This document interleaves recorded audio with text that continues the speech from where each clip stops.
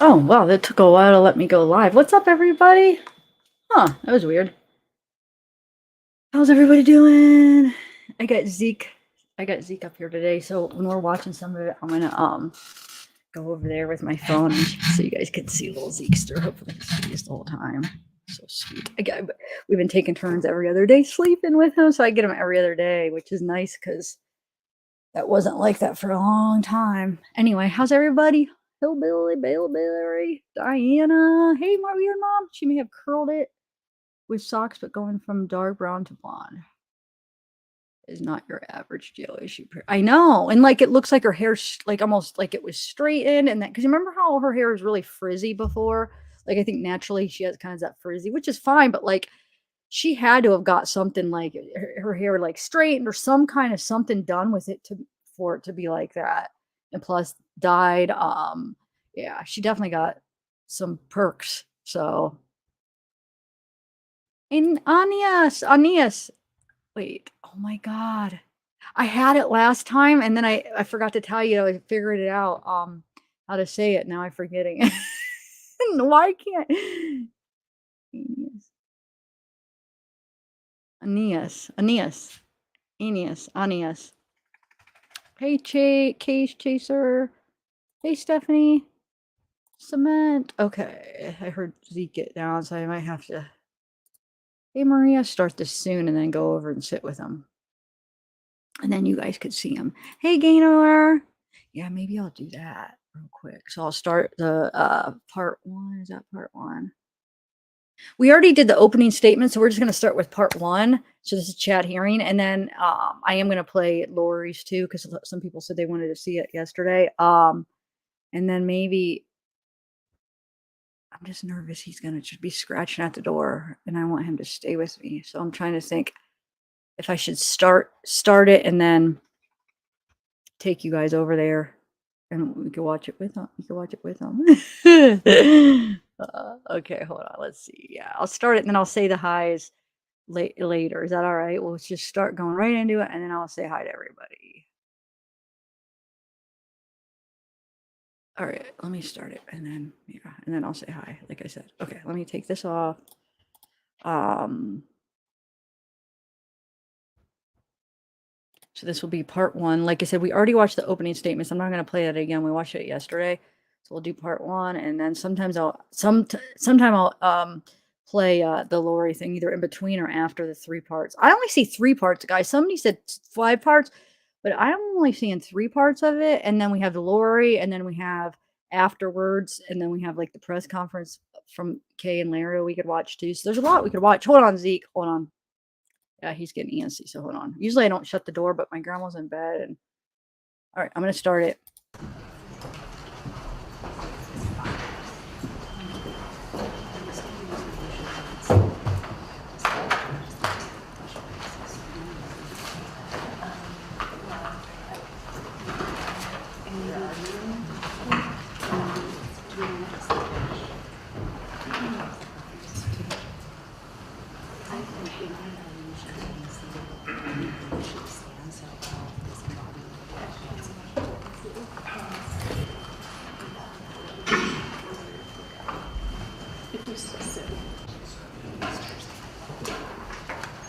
Excuse me.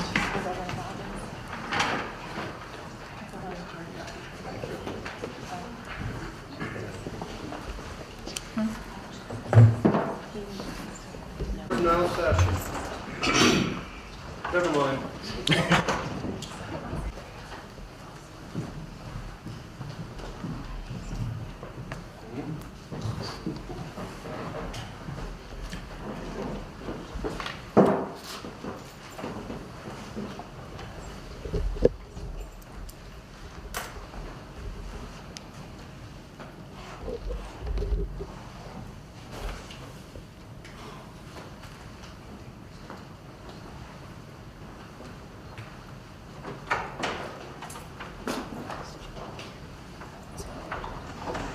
Jeez.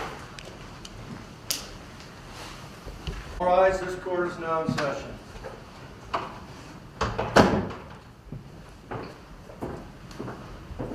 Thank you. Please be seated.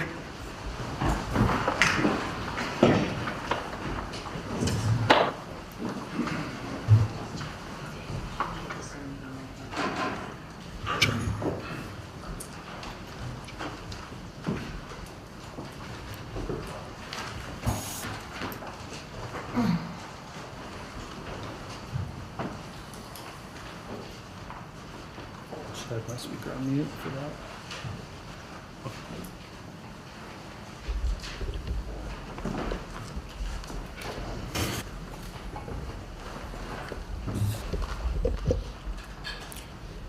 All right, we'll be on the record. This is case CR 22-21-1623, State of Idaho versus Chad Guy Daybell. Mr. Daybell is here represented by counsel Mr. Pryor.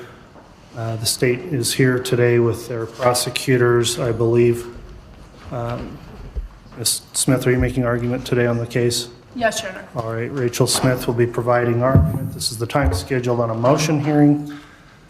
In this case, there was a order of the court that was entered in regards to the location for the trial in this matter, which the court determined would be in Ada County. Thereafter, the court requested additional time to present information on a request to sequester a jury and transport them to Fremont County under Idaho Code 19-18-16. The matter has been set for hearing on multiple occasions and continued and is now scheduled for hearing today. So at this time then, I'll ask the parties if they're ready to proceed. Ms. Smith, are you ready to proceed on your motion? And we'll style this as a motion to reconsider the court's decision. Are you ready to proceed with argument? Yes, Your Honor. All right, Mr. Pryor, are you ready to proceed? Judge, just as a preliminary matter, the state provided me modified numbers as of 7:48 last night by email. Obviously, I didn't get an opportunity to review those. We are ready to proceed, but I want to make a record that at this time, the numbers on the exhibit that were originally provided to me have now been changed, and that new numbers are being presented to this court. And I just want to make clear that I didn't get those until 10 minutes before 8 last night by email, and looked at those this morning. Thank you, Judge. All right, thank you, Mr. Pryor. We'll consider that in the context of the hearing. For those that are in attendance of the hearing today, I'll just note that we did issue an order governing courtroom conduct, and that will be in effect and enforced. So cell phones are to be turned off during these proceedings. If we hear a cell phone go off, then expect it to be confiscated pursuant to the court's order. We've just needed to have that to maintain order in the court as we've transitioned from being remote on Zoom hearings, going back to in-person live hearings. I've just noticed a pattern of cell phones going off in courtroom proceedings, which I've experienced as late as yesterday during court proceedings. And so in order to maintain order, we found it necessary to have that restriction in place, and I appreciate everyone in complying with that. So at this time, we'll also advise those people that are here in the hearing that when the hearing is concluded, please remain seated until Mr. Daybell, the defendant's been escorted at the direction of the bailiffs in charge of the courtroom, and don't leave the courtroom until you're advised by courthouse security here to do so. So at this time then, Ms. Smith, if you're ready to present argument in support of your motion, you can do so. You can either start with an opening statement if you'd like, or you may proceed with the calling of witnesses. Thank you, Your Honor. As a brief matter, the state would just outline what we expect the evidence in the state's argument to be. As a preliminary matter, thank you for the opportunity to allow the state to present the economic impact on Fremont and Madison County for a change of venue in Ada County. The statute under Idaho Code 19-18-16, the court is allowed, and I know the court's well aware, that you are allowed to consider whether it's more economical to transport the jury to the county of origin than to try the entire case in Ada. And the state today is going to present 4 witnesses to you, which give you information that allows you to consider transporting the jury from Ada to Fremont County. We recognize and respect that the court has already established one part of Idaho Code 19-18-16, which the court has found that a fair jury cannot be found in Fremont County. While the state respectfully disagrees, we understand the court's position. We are asking you now then to balance the interest of the defendant in a fair trial, and you've done that. You've decided that a jury in Ada would be better equipped to hear and consider the evidence. Now we're asking you to balance the state's interest in a proceeding with fiscal responsibility, to proceed with the opportunity to have the case in the jurisdiction where the crimes occur.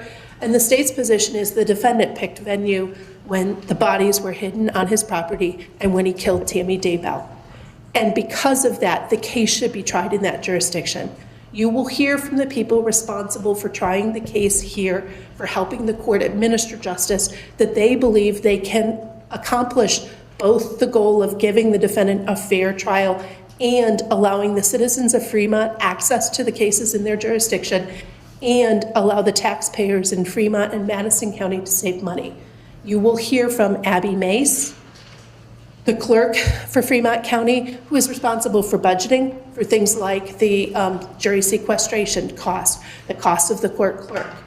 You will hear from Lieutenant Ruby, who is a witness from Ada County about what cost Ada County will absorb and what costs they will pass on to Fremont County, and what experience, if any, Ada County has with dealing with sequestered juries and or transported juries. Then you will hear from Chief Turman, who will discuss the number of witnesses that, if the case gets completely transferred to Ada County, will have to travel to and or stay in Boise. Those numbers you will hear are pretty substantial. Then you will hear from Sheriff Humphries about his office's ability to handle the matter and what he has to do to budget to handle a case either in Fremont County or in Ada County. And as a preliminary matter, I'm going to ask the court to take judicial notice of Mr. Daybell's court file. And specifically, I'm going to ask you to take judicial notice of the state's first discovery response provided to the defense counsel August 12th of 2021. In there is an addendum B. Addendum B is the list of witnesses. And on that list of witnesses, the state outlined that there are a proposed 104 witnesses. That discovery response is a public document and has been reviewed by the witnesses in this case, who can talk with the court about the cost of getting people from Fremont County or Rexburg to Ada. And that is a factor the court considers in terms of considering the economic impact. So that's the state's position and sort of outline what we expect you to hear this morning. And at this point, if there's no questions from the court, I would like to call Abby Mace. And Judge, I'd like to make a statement as well, given that she was given an opportunity to make a statement. I should be afforded the same courtesy. All right, you can make a statement, Mr. Pryor. I will note that on the request that the court take judicial notice of those pleadings contained in the file, the court will take notice of those pleadings in terms of the issue before the court for today for that limited purpose. So, Mr. Pryor, what's your statement? Judge, I want to make note of the fact that the court issued a memorandum of decision, a well-thought-through memorandum of decision. And I would ask the court to strongly consider that memorandum of decision when you make a decision in this matter. From my perspective, Judge, this is just a motion to reconsider. That's all it is, and we shouldn't be having that hearing. I disagree with counsel. The court made the decision already. The court made a decision that venue is going to be in Ada County. The court in its memorandum made a decision that the jury would be selected in Ada County, and the court has not yet made a decision as to whether or not in Ada County, when we have our jury trial in Ada County, that whether or not the jury is going to be sequestered. Now, by issuing a decision in this case that grants the relief the state is seeking, in essence, you just sequestered the jury. Because I can't think of any circumstance where you're going to bring a jury over from Ada County after picking them for 2, maybe 3 weeks in Boise, bring them over here and have a 8 to 10 week trial, and they're not going to be allowed or permitted to walk freely around the community. They're going to be sequestered in a hotel. And at that point, Judge, you have made a decision in a backhanded way that this jury is going to be sequestered. Now, in regards to their motion to have the court balance the case as it relates to Mr. Daybell's right to a fair trial, and whether or not this is going to cost Fremont County some money, there's no issue there, Judge, because Mr. Daybell is absolutely entitled to a fair and impartial trial. And I'd ask the court to go back and look at its memorandum decision and the way it talked about some of the instances and events that took place in this county and Madison County. And it's not a matter of balancing, Judge. The court can consider the cost, may consider the cost, but that's not the overriding consideration. That's not the consideration that the court uses as its primary consideration as to where to hold this trial. And that decision has already been made. The decision has been submitted to the Idaho Supreme Court. It's a done deal. And for them to come back and do this, I think is clearly inappropriate, and I consider it a motion to reconsider. And we shouldn't even be having this hearing. We shouldn't even be presenting this. They had an opportunity to do that many, many months ago, and now they're here grandstanding and saying, guess what? These are all the numbers that we're going to use. And unfortunately, the numbers keep decreasing as we get closer to the hearing, right up until 7:48 last night, when the numbers came down dramatically again. And I shouldn't even be put through this thing, because the consideration is whether Chad gets a fair trial. And he's entitled to a fair trial above anything else. And I would ask the court to dismiss this right now. We shouldn't be going through this. It's a motion to reconsider, and I'm seeking a dismissal right now. All right, and considered your motion there, Mr. Pryor, in context of your argument also. I will note, I just got a note from the court clerk here that in order to adequately pick things up during this hearing, because of the acoustics of this courtroom, I'd ask that counsel remain seated during argument and speak into your microphones, because we'll make a better record. So I want to address a couple of points that were raised there. First, it is true the court issued a decision on October 8th, 2021, and in that I considered not only the transport of the jury request made by the state under the code we've mentioned, but also would note the state had previously filed a separate motion to sequester the jury. That was filed on September 29th. In the order that was issued, I'll just read what the order stated, that says, for the reasons stated below, the court denies the request to transport the jury from another county to Fremont County and will reserve ruling on the motion to sequester until such motion can be heard. Now, the motion to sequester has not been noticed for hearing and is not the specific motion being heard today, although as Mr. Pryor's indicated, I think it comes into consideration when determining how this case will be tried, when and where it will be tried. In the context of when this order was issued, the court did, in a subsequent hearing, discuss this issue, and I think I left the door open for further consideration of this issue for a couple of different reasons. Number one, the trial either had not been set out or was set out so far in the distance that I thought any numbers we were looking at could conceivably change. And given what's happened with a lot of costs, in fact, gas, et cetera, since that time, certainly does change and factor into where we're at. Secondly, at the time we were operating under COVID restrictions, there were questions about how trials could even be conducted, whether we had to have social distancing, whether we had to wear masks.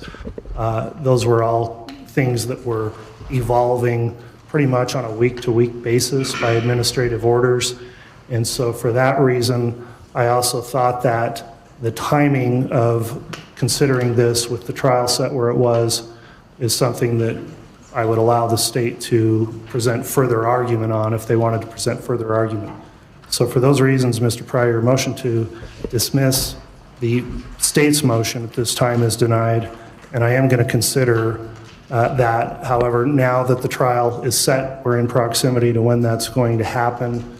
I think this is the time when the state needs to present whatever evidence it's got in support of this argument.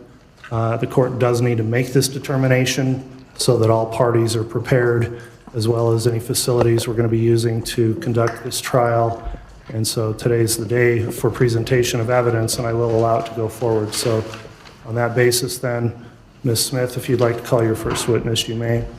And I'd ask counsel to speak into the microphones to make sure we make a record of this proceeding. Thank you, Your Honor. The state will call Abby Mace, who is appearing by Zoom. The parties have stipulated that a couple of witnesses may appear by Zoom, and the court has entered that order. Ma'am, Ms. Mace? Yes. Your Honor, may I proceed? She'll need to be placed under oath. I wanted to make sure. Ms. Mace, can you hear me okay? Yes, I can. All right, and when Ms. Smith was just talking, you hear her as well? Yes. All right, if you'd please raise your right hand, I'll have you placed under oath. Do you solemnly swear or affirm the testimony you will give in the pending cause will be the truth, the whole truth, and nothing but the truth, so help you God? Yes. All right, thank you, Ms. Mace. Ms. Smith, you can inquire. Thank you. Ma'am, if you could state your name and your occupation for the record. My name is Abby Mace, and I am the Fremont County Clerk. And what are the responsibilities of the Fremont County Clerk? As the Fremont County Clerk, one of my main responsibilities is the budget officer for the county to make sure that the county stays in good fiscal responsibilities.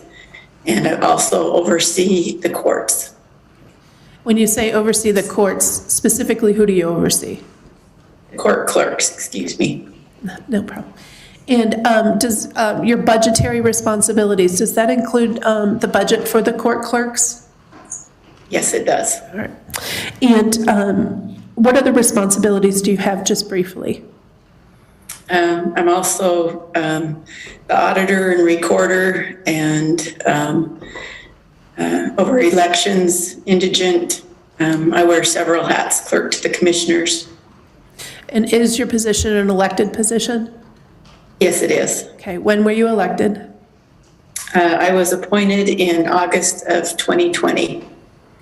Excuse me, yes, of 2000. We're in 2020 now. A little bit of difference. So just so I'm clear, you were appointed in 2000, and then you've stood for election since then. Is that correct? I have. Okay. And part of your responsibilities, just so I'm clear, is to oversee the court clerks. Yes. All right. Now, in anticipation of today's hearing, did you review and research projected costs to Fremont County court system for the work done by the court clerks if the trial for Chad and Lori Daybell were to be completely moved to Ada County? Yes, I did. And as part of your research and your review, did you work with the state to develop an exhibit that would aid you in your testimony? Yes. Okay. And did you help create this actual exhibit? Yes, I did. All right. And I have it marked as State's Exhibit number 4. Do you have a copy in front of you? Yes, I do. Okay. And would using this exhibit aid you in explaining to the court your opinion, your findings, and your numbers? Yes. Your Honor, I'd move for the admission of State's Exhibit number 4. Prior, any objection? Judge, I think there needs to be a little bit more foundation. I agree. If you'd lay some additional foundation. As part of your research on creating Exhibit 4, did you do research on the exact cost for things like housing? Yes, I did. Did you research the cost for housing of witnesses? Or of personnel, I'm sorry? Yes, I did. Did you research the cost for transportation and mileage for your personnel? Yes. Okay. Did you explore the cost that the court would have to do to pay for public defender services? Yes. Okay. And those would be parts of the exhibit, parts of those research, and those numbers would go into your determination of what budget request to make, correct? Correct. And parts of Exhibit 4 are items that you will need to use to submit for budget and findings, budgets and requests for budgetary compensation from the Fremont County courts, Fremont County commissioners. Yes.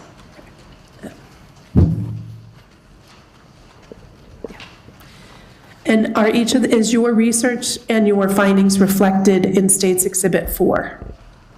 Yes, it is. I move for the admission of State's Exhibit 4. Judge, there's still insufficient foundation. It's very very easy to suggest that there's numbers on this page. I have no information as to where these numbers came from, how she arrived at these numbers. And frankly, Judge, if these were given to her by somebody else, there's a clear foundation problem, and I think there's a clear foundation problem. She doesn't get to get up here and just say, these are the numbers that I feel are appropriate in this case, without the necessary foundation to establish where those numbers came from, how she arrived at those numbers, and who provided her to those numbers. So at this point, I object to this exhibit because there's still a clear problem with foundation.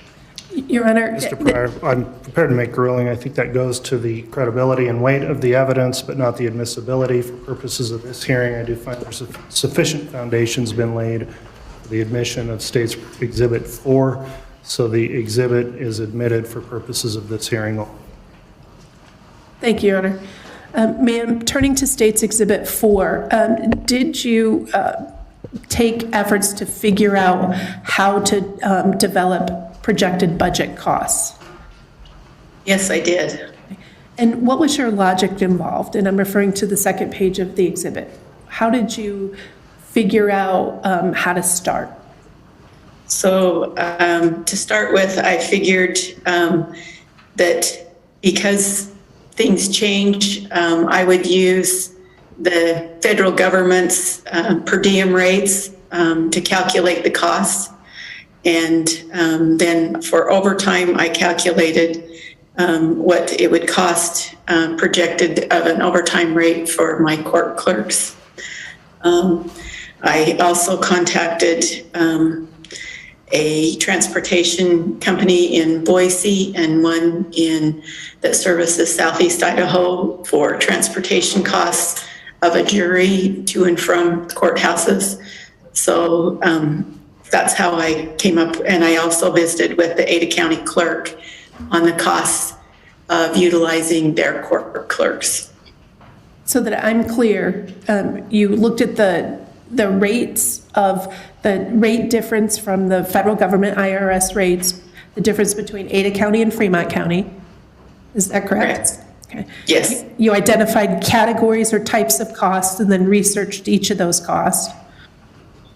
Correct. Okay. And then you also looked at what the long-term functions of your office are and what the cost of those was. Correct? Yes, I did. Okay. Yes. All right. Let's turn to the third page of the exhibit. What per diem rates did you identify and where did you get those rates? I went to the IRS website and on the federal per diem rates, and that's where I found those rates. For Fremont County, the nightly rate for lodging is $96, and the meal per diem rate per day is $59. In Ada County, the lodging rate is $147 per night, and the food per diem rate is $74. So that's how I came up with those rates. And then I used the reimbursement rate on mileage from there also. It is currently at 58.5 cents per mile, and those are subject to change with the economy. So I felt like they were the most accurate that I could use at this time.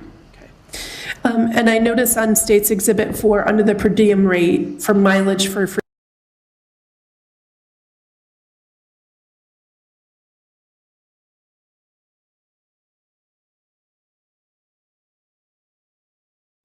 Sorry, whoa. Man, it's weird. Okay, I just want to say hi to people. I didn't mean to actually press pause, sorry. Or I didn't mean to press mute, but now that I did. So it's weird because I could listen. Okay, if I just start it with my phone and I have it started on mute, I don't have to have the sound on. But the minute I turn the volume up and then try to turn it back down, it will not turn back down. So it's weird. I had to exit. Anyway, Zeke went back down with grandma, so I'm gonna wait till she goes to bed because she got back up. So I might as well say hi to you guys now while I'm over here. Yes, I am feeling better. So I don't know what that was, Stephanie. Thanks for asking. I'm not sure what that was last night, like all night for a while until I went to bed. It was freaking me out a little bit. Man, I'm kind of missing because my mom was calling and my grandma, and I missed some of this stuff. So who is this lady? I missed it, guys. I don't want to rewind it, but I missed who it was. Gaily. Yeah. Hit Marky. I got the socks on. They're cozy. Hope rains. Oh yeah, happy 420, everybody. Wait, I am way far behind. I just want to say hi to you guys since I didn't get to at the beginning. Hold on, let me get back caught up to the chat. Okay. Kathy, what is up? Let's see who we got. So what do you guys think so far? Hey, love my Charlie face. Nikki Lee. Hold on, let me see, misbehaved, your message or dream. Oh my god. Oh my god. My dream. I have weird dreams too, man. So, hey, Bo, that dude looked creepy, stupid. Who would believe anything he said, especially crazy? Yeah. I know I feel like I just missed everything that went on so far. Maybe you guys could write in the chat some of the stuff. Who is this lady? Okay, Island Girl, thanks for stopping by. Come back. All right, so hey, Zero. Let's, has Pryor said anything funny so far? I'm going to continue it here. And I'll check back with you guys in a little bit. All right. For Fremont County, there's a not applicable. If the case were tried in Fremont County, would you be responsible for paying mileage to any of your personnel? I would not. But if it was transferred to Boise, you would? Yes. Okay. Did you sit down and calculate the distance from Fremont County to Boise, Idaho round trip? Yes, I did. I used Google Maps and calculated that from Fremont County to Ada County is 740 miles round trip. And so that's the number I used in calculating the mileage per diem. Now, did you identify, turning to the next page in the exhibit, did you identify specific types of additional costs were the case to be moved to Ada County? Yes. Like I said before, I visited with the Ada County clerk and visited with them on if we utilized Ada County clerks for the to service the trial, what those costs would be. And he indicated that it would be approximately $25 an hour. Okay. Let me ask you, what categories of costs did you identify? I identified personnel, mileage, lodging, food, the meals, overtime, and added jury costs. And then I also calculated the costs for travel in those same categories for public defense, assuming that there would be 2 public defenders assigned to this case. And why would you calculate the cost for the public defense? Why would that be part of your job? That's because the county is responsible for the costs for paying for public defense. Turning to the next page in the exhibit, is the county also, to your knowledge, responsible for paying the cost for the prosecutors? Yes, they are. Do you have any role in that, in determining the cost to the prosecutors? No, I do not. That is submitted by the prosecution to the commissioners, and they review those costs. Okay. But are you aware of whether or not, if the elected prosecutor, Lindsay Blake, and the deputy prosecutor, Tanya Rawlings, were in Boise, are they going to need a prosecutor here to keep the continuity of function moving forward? Yes, they would, because we will still continue to hold court for other proceedings that are happening in our county. And so therefore, we would need additional help from them, and it would also put us short-staffed if we use Fremont County court clerks over there. that we would need to look at possibly additional help there. Turning to the next page on clerk personnel. Now, in terms of who decides what clerks are going to cover the Daybell trial in Ada County? It's my assumption that the judge will make that determination. Okay. And so did you work with the Ada County clerk to help determine costs to aid the judge in making that decision? Yes, I did. Okay. What are the anticipated costs if the court uses Ada County court clerks? If the court uses Ada County court clerks, I estimated that we would use 2 clerks, and that for a 10-week trial, it would cost approximately $20,000 for their court services. I didn't know if there would be any overtime included, so I did not calculate any of that.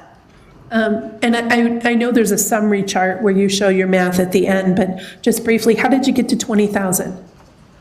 I times the $25 an hour times 5 days a week at 8-hour days to come up with the $20,000. And what length of trial Sorry, did you use? could you repeat that again, Ms. Mace, that calculation?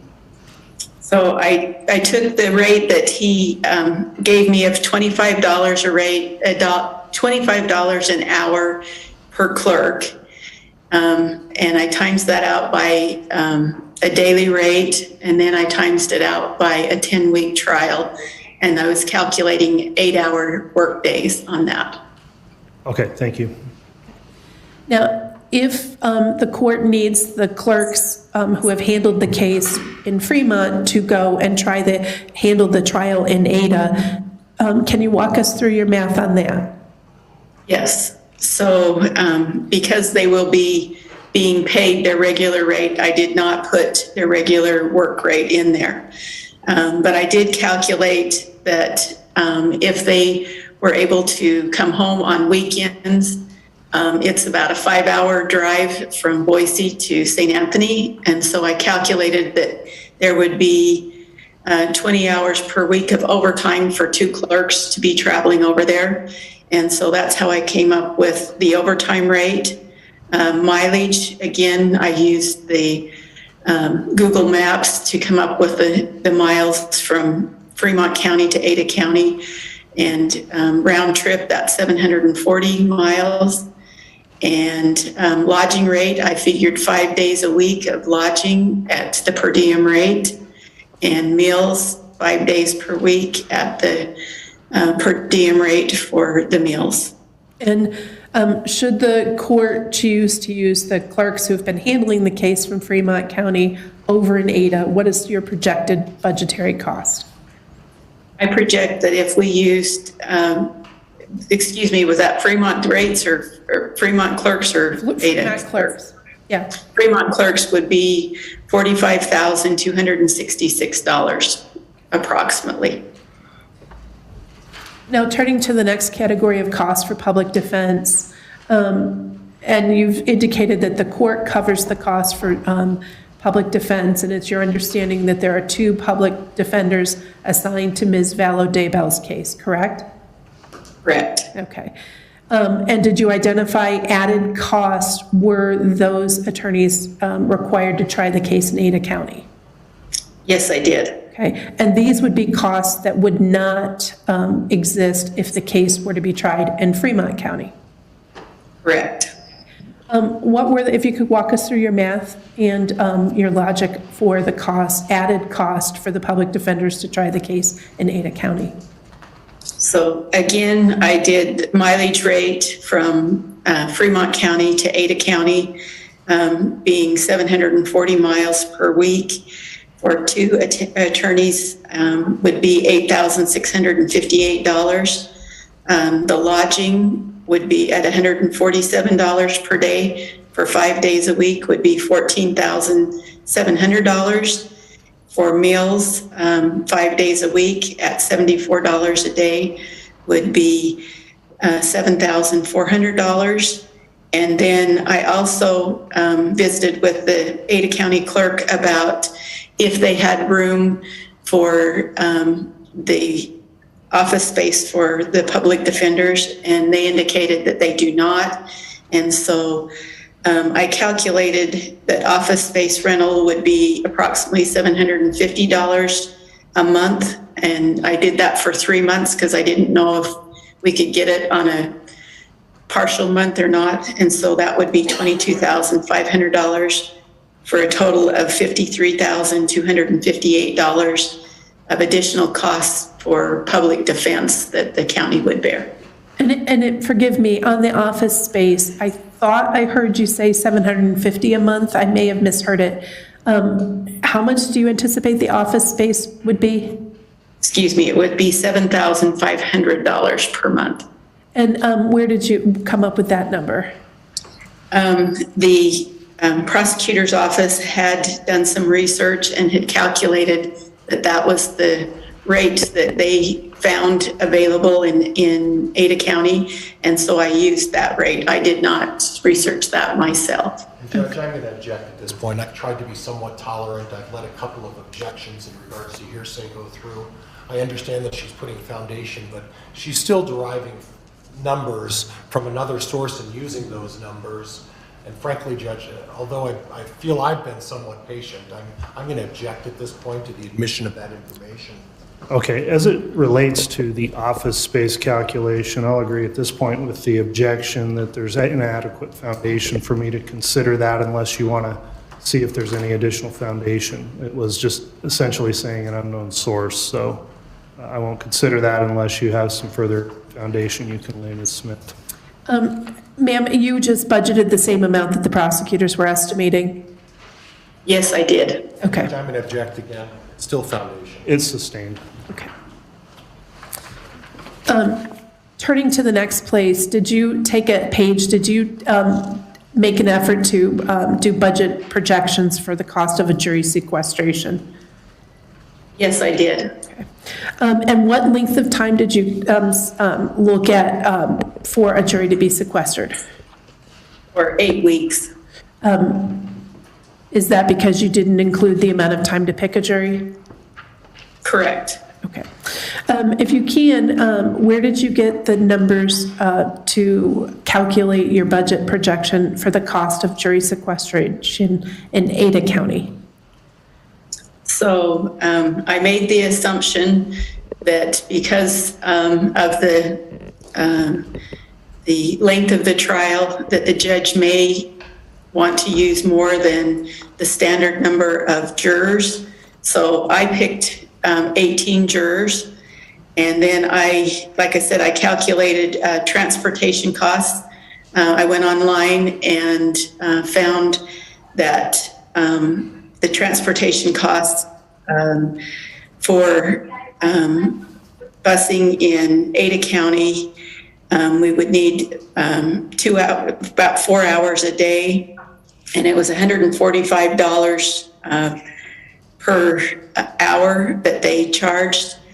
So I calculated that out 5 days a week at 4 hours a day to be $31,600. I'm sorry, for Ada County? Excuse me, $145 a day would be $29,000. Excuse me, I was looking at the wrong numbers. At $145 an hour, 4 hours per day, approximately would be $29,000. The lodging rate for the jurors in Ada County at $147 per day would be $185,220, and the meals at $74 a day would be $93,240 for a total of $307,460.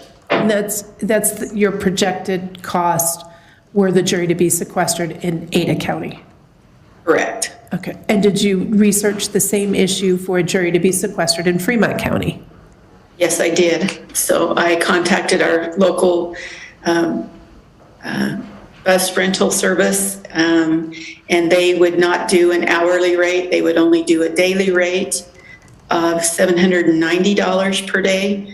So the cost would be $31,600 for transportation for the jurors. The lodging rate in Fremont County is $96 per day for a total of $96,768. And meals, the per diem rate is $59 a day for a total of $59,472 for a total cost of approximately $187,840. And that's for a jury sequestered in Fremont County. Correct. And the last page of Exhibit 4 is that the chart you use to do your and reflect your math. Yes. Okay. If you can, just briefly walk us through each of the categories, and I notice it's color-coded, so if you could just explain to the court, the color coding, or just put it on the record, please. Yes. So the top in yellow is the cost of using Fremont County clerks to go over and clerk the court case. So the total cost, if we were to hold the trial in Ada County and use Fremont County clerks, would be $379,355. In orange, if we were to hold the trial in Ada County and use Ada County clerks, I estimated the cost to be $354,089. And then in green, if we were to hold the trial in Fremont County and sequester the jury there, I estimated the cost to be $187,840. And none of this includes witnesses for the defense, because I had no way of determining what those would be at this point. So I'm sorry, I want to make sure I could hear you. It does or does not include witnesses for the defense? It does not. Okay. And when you say witnesses for the defense, you mean the public defense? Correct. Okay. And will the court that you're responsible for and their budget be responsible for paying witness fees, transportation costs, lodging for the witnesses endorsed or subpoenaed by the public defenders? Yes, we will. Okay. And you don't have any calculation for that? I do not. All right. Now, turning towards sort of the long-term staffing and responsibilities of your team, are the court clerks from Fremont responsible for the long-term record on appeal in this case?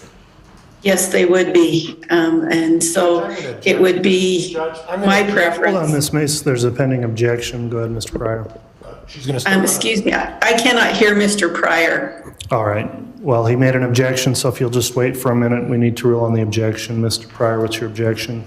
Judge, at this point, the state is making the presumption that there's going to be an appeal. Are we going to spread this thing out to that extent, that we're going to start considering those things? I think that's a little speculative, and at this point, I don't think it's appropriate for this proceeding. Well, issues related to appeal, I think that's certainly beyond the scope of what the court's willing to consider on this, so I'll sustain the objection as irrelevant. Okay. Ma'am, what are the functions of the court clerks in terms of record keeping? My court clerks are to take all of the information that is presented and file it within the case and keep it in an organized and manner, and also to do the minute entries of all of the court proceedings so that we have a complete record of the case. And so understanding that, has your team had experience with cases that had a change of venue from Fremont to other counties? Judge, I don't understand the relevance of all of this. Again, we've talked about costs. Are we going to start going this? I'll allow this to continue if you'll draw it into the issue at hand, though, Ms. Smith, please. Thank you. Did you hear the question? Yes, I did. And yes, we have had experience with a change of venue on trials in our county. And what is your experience with regards to the record keeping in the level of work needed for your team when cases have been a change of venue? It has been very difficult to combine the work done in one county versus another county and make sure that the court case has stayed consistent and thorough. Having some records in one county and exhibits and some in another county, it makes it difficult to maintain a clear record of the case. And as your team and the court clerks in Fremont have managed this case for a length of time, correct?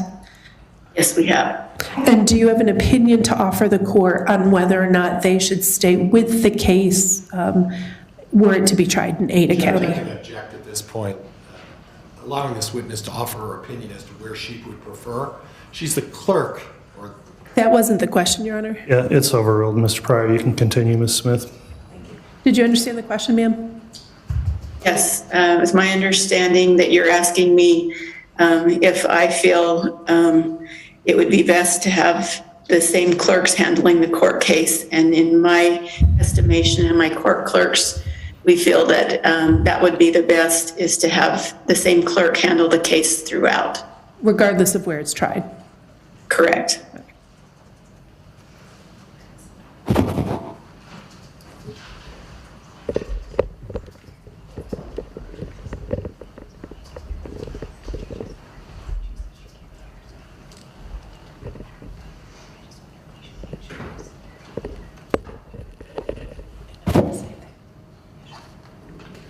May we approach briefly, Your Honor?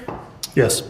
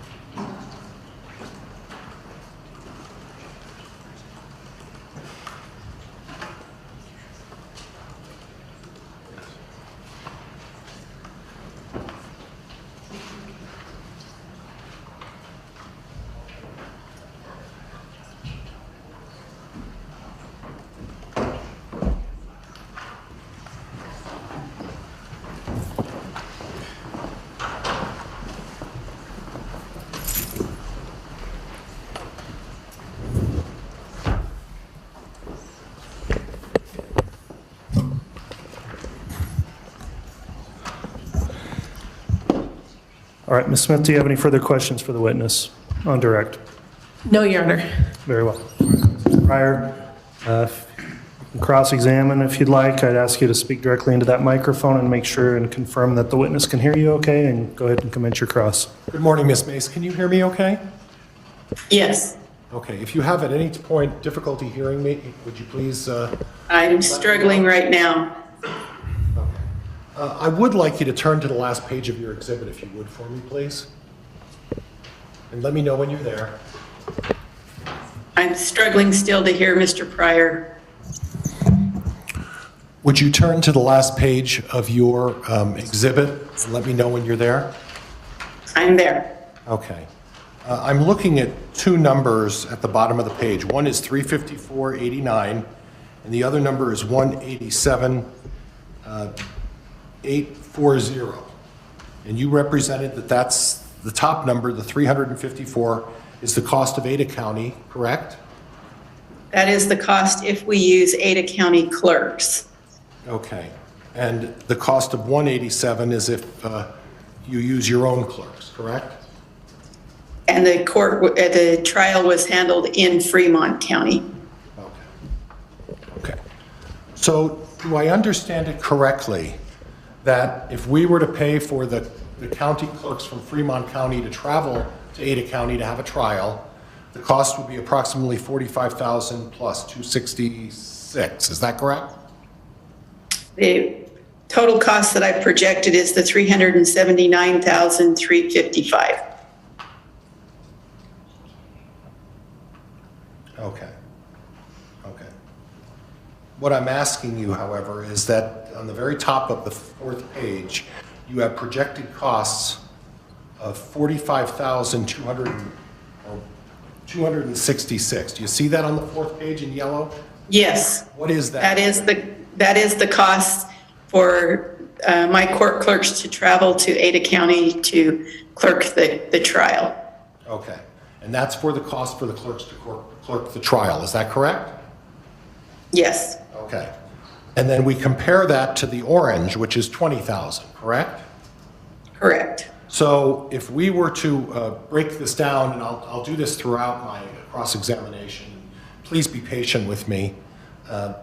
My understanding is that if we were to just use the Ada County clerks, it would cost $20,000, correct? Correct. But if we were to just pay for the mileage for the clerks to travel to and from Fremont County, for you to use your own clerks, it would cost $45,000 plus. Is that correct? That's mileage plus lodging and meals. Okay. And overtime. So it would cost an additional $25,000 to use the clerks for Fremont County as opposed to using the clerks in Ada County. Is that correct? That's correct. So there would be a savings of $25,000 by just using Ada County clerks. Is that a fair assessment, ma'am? If you're looking just at the numbers, yes. Right, okay. Now, I noticed you made a notation about the Capital Crimes Defense Fund, and part of your calculations for lodging and other items in Ada County, if the trial were to be conducted in Ada County, includes costs of the public defender, correct? Yes, it does. Right, and in the capital funds defense, in the capital funds that are available, isn't it true, ma'am, that you can submit costs to the Capital Crimes Defense Fund and cover 2 public defenders, and all of the costs associated with those would be paid out of the Capital Crimes Defense Fund? Isn't that correct? That is not correct. It's my understanding that the Capital Crimes Defense Fund will pay for 1 attorney, and the county would be responsible for all the expenses of the other attorney. Okay. And your costs of the lodging in Ada County of $185,220, would you be a little more detailed into, does that include the sequestering the jury in Ada County? Yes, it does. Okay. Are you aware that this judge hasn't made a decision as to whether or not to sequester the jury in Ada County? That's correct. I have not, he has not. I just wanted to have apples to apples, so I used sequestering in both locations. Okay. So why don't you tell me then, what's the cost if we don't sequester the jury in Ada County? What items are removed from your calculation?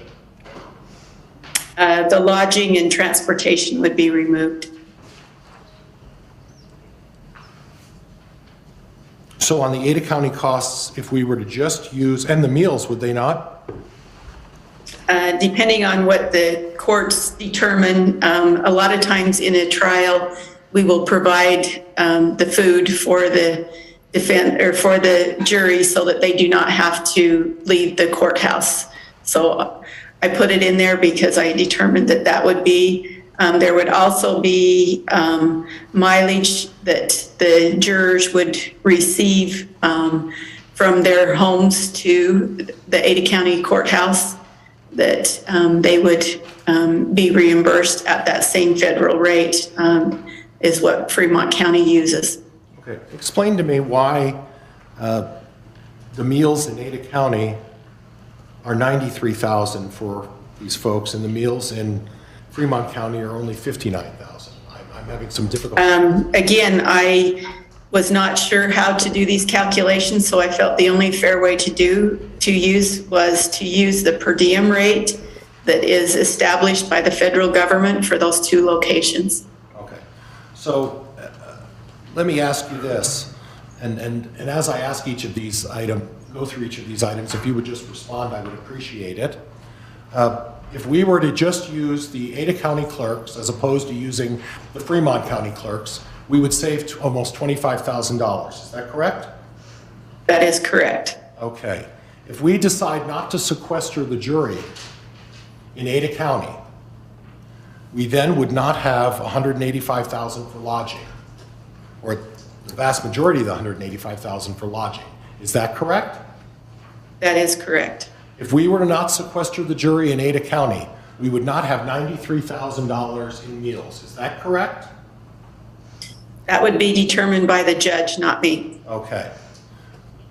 In other words, whether or not they want to feed them lunch, or whether they want to give them breakfast before they show up, or whether they want to give them dinner after they've been listening to jury testimony or listening to testimony all day. Is that correct?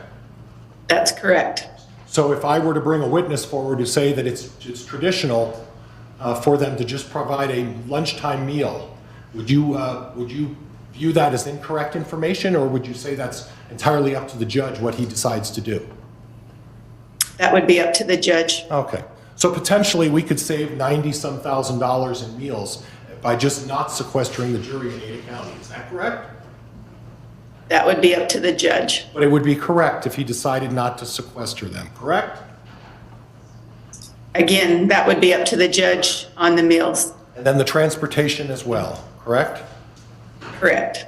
So if we're looking at these numbers, the cost of bringing a jury over versus sequestration and not sequestering the jury is significant, isn't it? Yes. In other words, if we're truly trying to look at what's in the best interest for Fremont County and being good stewards, very good stewards of our financial condition, you'd have to agree with me that if we're just looking at saving money, the fact of the matter is that if we don't sequester the jury in Ada County,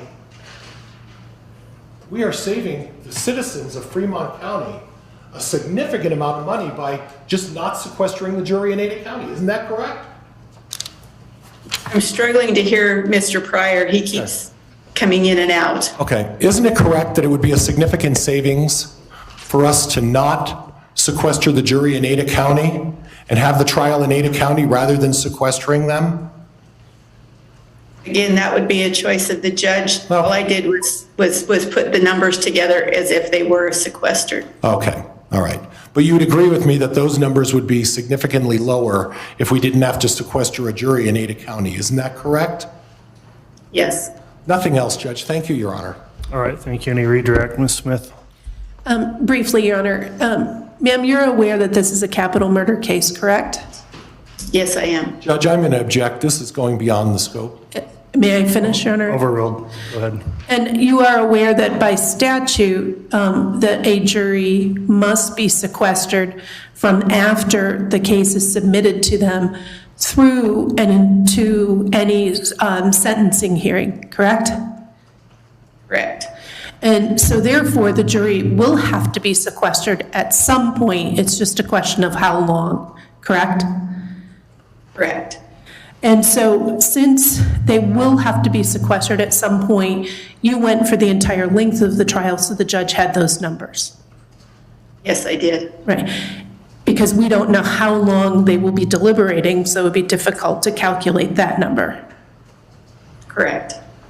Now, if there was, the trial itself were, the jury was picked in Ada County and then transported back to Fremont County, would any of the costs for use of the clerks be incurred? It would not.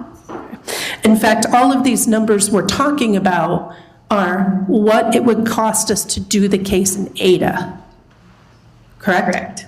So all of these numbers are added cost to Fremont County, correct? Yes. All right. I have nothing further. Thank you, Your Honor. All right, thank you, Ms. Smith. That will conclude. Did you have any further redirect based on that? If I could, Judge, You may just not, Ma'am. limited to the scope of that redirect. you don't know how long it's going to take a jury to deliberate in this case, correct? I do not. Okay.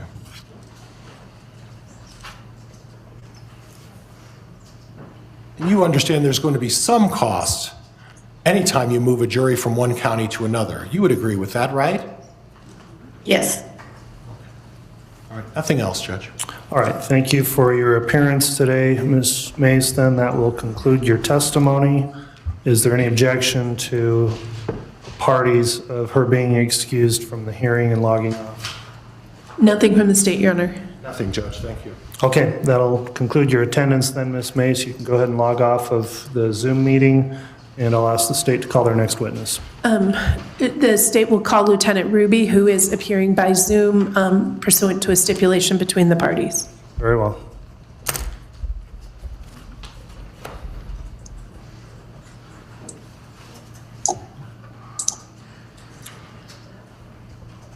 All right, Lieutenant Ruby, can you hear me okay? Yes, Your Honor. Very well. You're being called as a witness in this proceeding, so I'll have you placed under oath. Sir, if you would please raise your right hand, I'll have the clerk administer the oath. Do you solemnly swear or affirm the testimony you will give in the pending cause will be the truth, the whole truth, and nothing but the truth, so help you God? Yes, ma'am. All right, thank you, Ms. Smith. You can inquire. Thank you. Sir, could you state your name and occupation for the record, please? My name is Travis Ruby, R-U-B-Y. I'm a lieutenant for the Ada County Sheriff's Office in Boise, Idaho. Can you tell us a little bit about your background, please? I've been with the Ada County Sheriff's Office since August of 2000. I hold a master's certificate from Idaho Post. I also hold a supervisor certificate from Post. I have just over 3,400 training hours, 3,478 training hours. Throughout my career, I've been assigned as a technician, as a jail deputy in the detention, as a patrol deputy, a school resource officer, major crimes detective. I was a supervisor in our jail. I was a supervisor at our courthouse, and I'm currently the lieutenant assigned to the courthouse as the chief of security. Can you tell us a little bit about your duties as the lieutenant in charge of courthouse security? Yeah, I just want to make a comment. Hopefully you could hear me. What was that? It sounded like he was almost like like making that noise. Is that what you were talking about, Gigi? And then it happened again. But it was like I was trying to look to see if it was coming from, like if it looked like it was coming from him, and it didn't by looking at him. But who else was making that noise? Did you guys hear it? It's like he did it like a couple times. It was so weird. Hold on, let me go over there and rewind it, and so you guys could hear it and see what you think. Hold on. You think it was the microphone moving? It could just be something weird. Yeah, you guys did too. Okay, hold on, let me go replay it. I think I have to go over there to put it back up. Hold on 1 second. Let me just see something. Okay, yeah, I'm gonna have to go over there to do it. I'll be right back.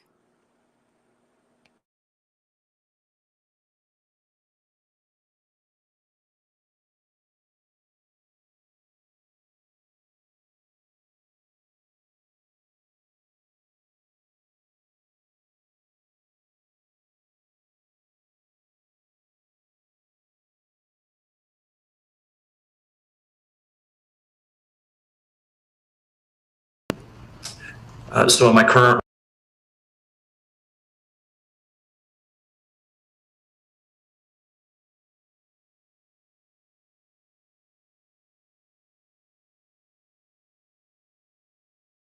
Please raise your right hand. I'll have the clerk administer the oath. Do you solemnly swear or affirm the testimony you will give in the pending cause? Okay, so I missed the really loud one that it was obvious the microphone. So you'll hear. Oh, you're hearing the echo from over there, from the phone that's over there. So you'll hear it really softer. Hold on a second.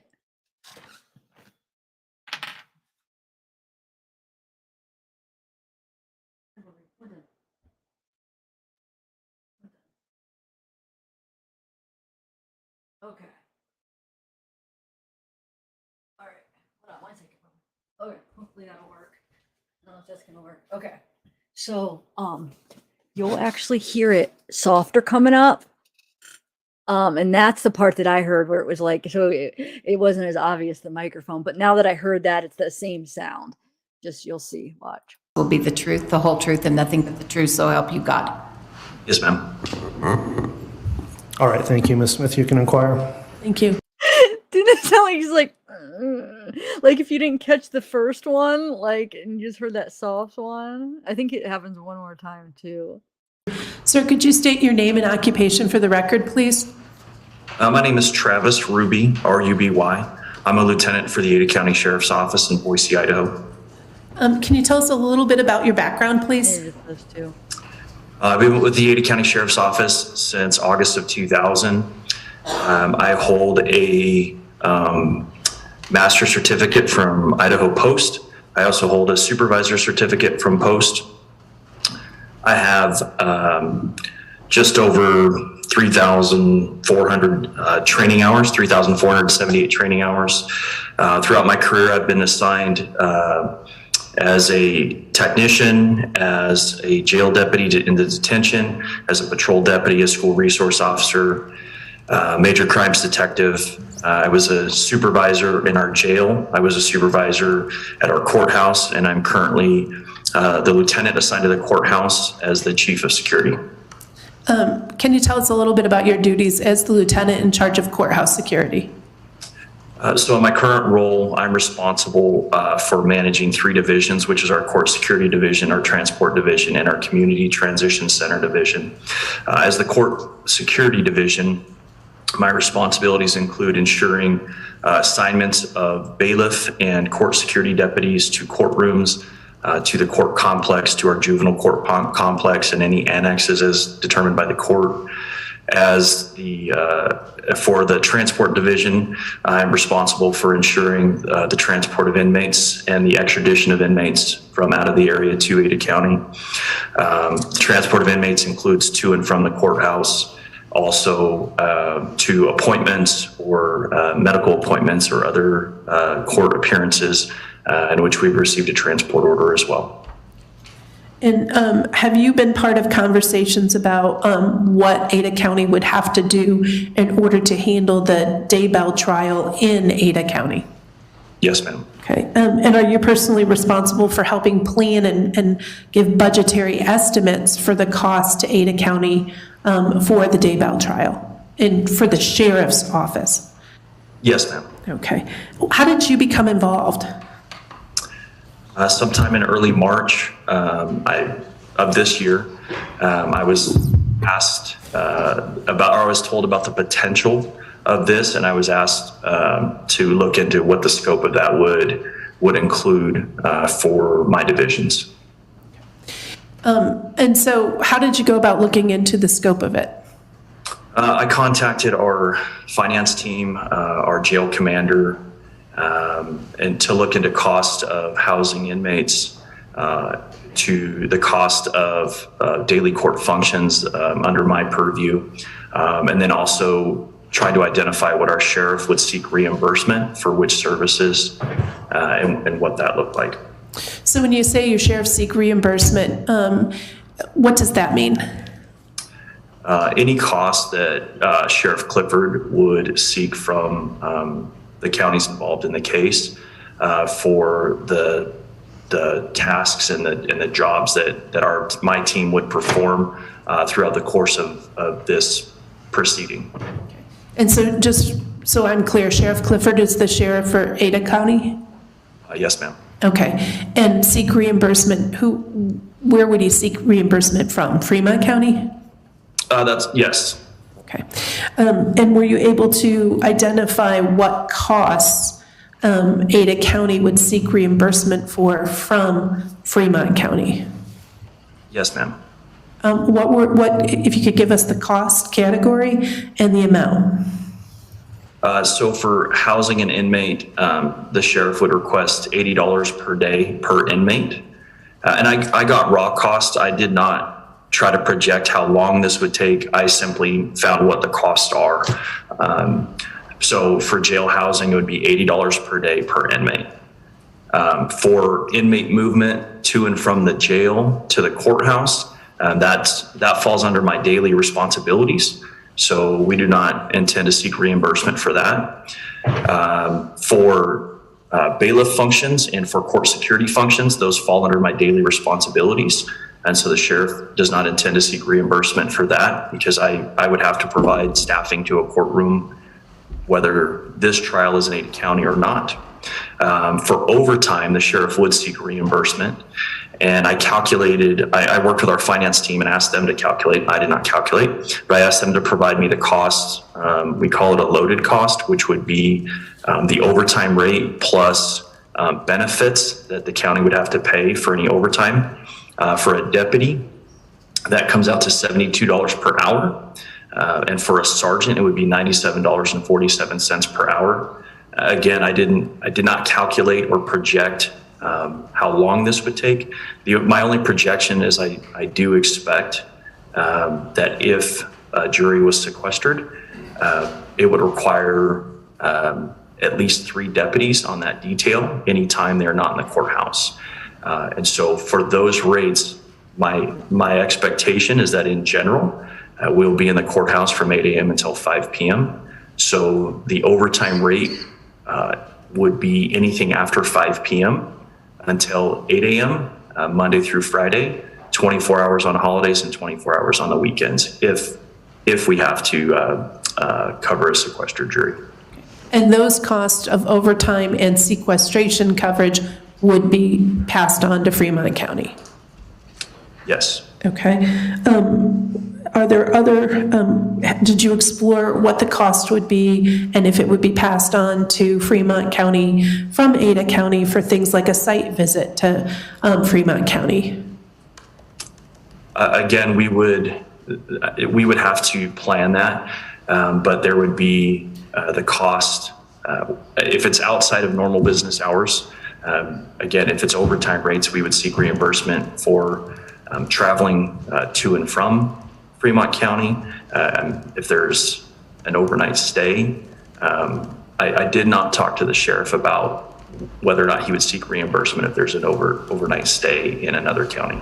Should the state request and the court grant a site visit to the scene, right now you haven't figured out whether or not Ada County would pass that cost on to Fremont? Correct. Okay. Now, in the planning for the budget, do you, in Ada County, do you know whether or not your county commission is going to make the sheriff from Ada County bill Fremont County for the things that you plan to absorb?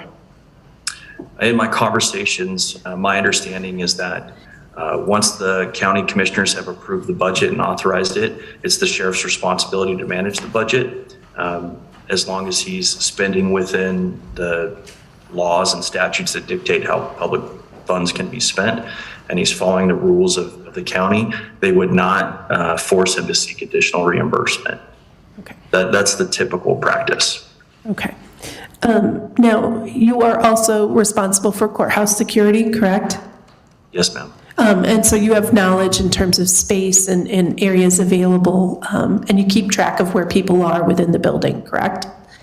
Yes, ma'am. All right. Now, to your knowledge, is there free or available space in Ada County for, say, the public defenders for Ms. Vallow? Judge, this is getting beyond the scope of this officer's not only experience, but to suggest now that we're going to ask a police officer who's responsible for security to start talking about what the rental rates are for office space for a public defender? I'm not going there.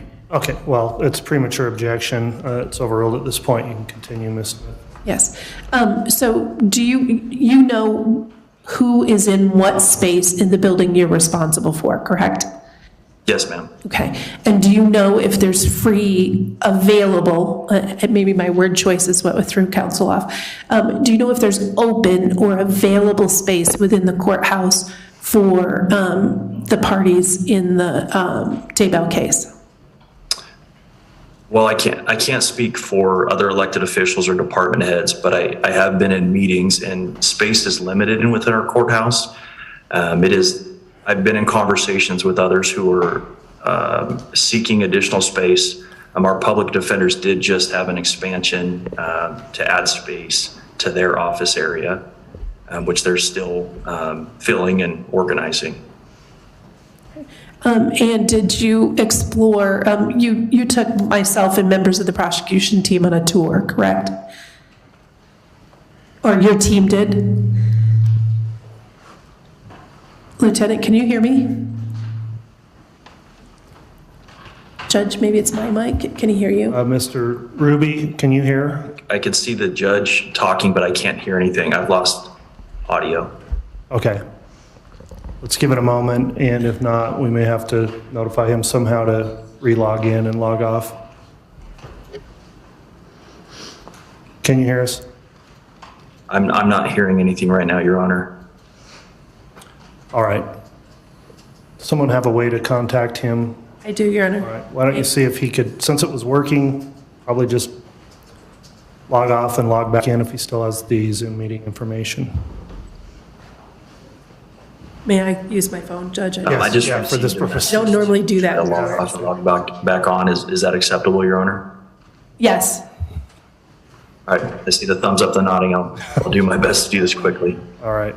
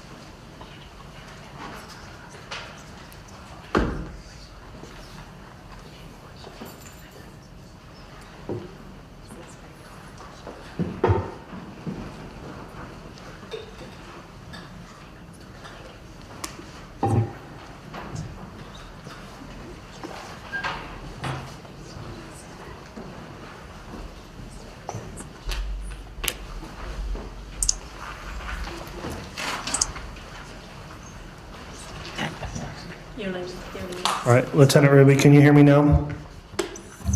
I don't know if you can hear me. I don't have any audio on my end. Can you hear me?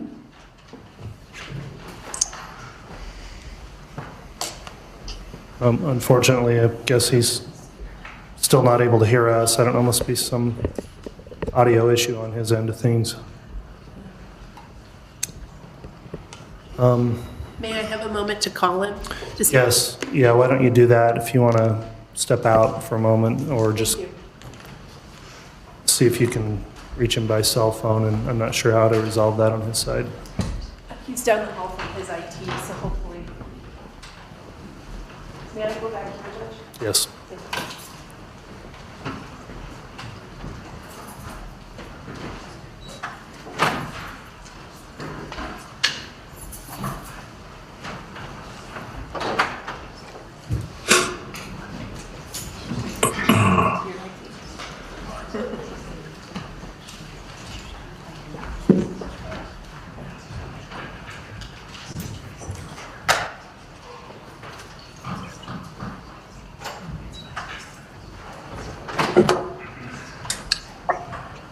Ada County Court Security, this is Lieutenant Ruby. How may I help you?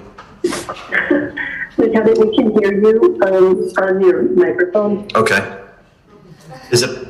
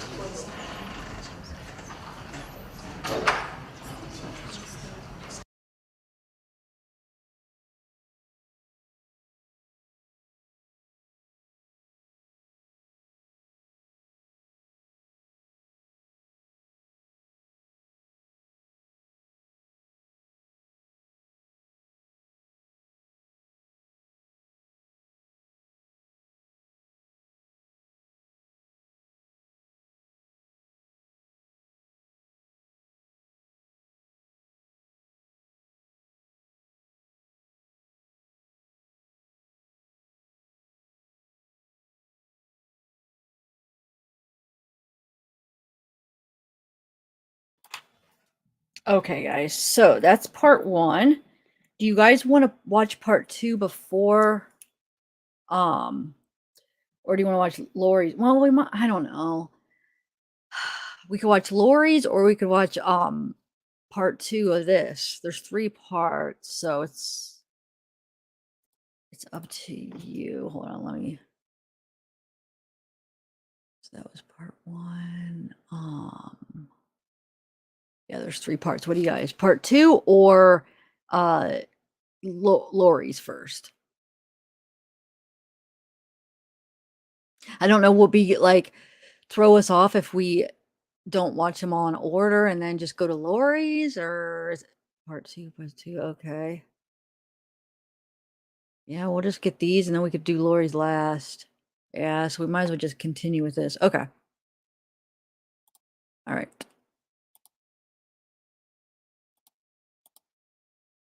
I know. I wish I understood why is he fighting for this so much? Like, why does he want so bad it to be somewhere else? I mean, is it really going to make that big of a difference?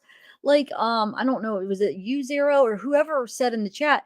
It's going to be hard to find a jury that has not heard about this. I mean, this case is huge, so I don't think just moving it there would make that big of a difference, in my opinion. Like, to fight it this hard, I almost think he's doing it just to be difficult. Like, because this whole time it's like he just wants to fight, argue, make things difficult. Kind of like what's the word for it? Like mix up like the prosecution. Kind of like just get them all flustered a little bit. I mean, yeah, buying time at any cost. Oh, maybe. Okay. Is it how much farther is it?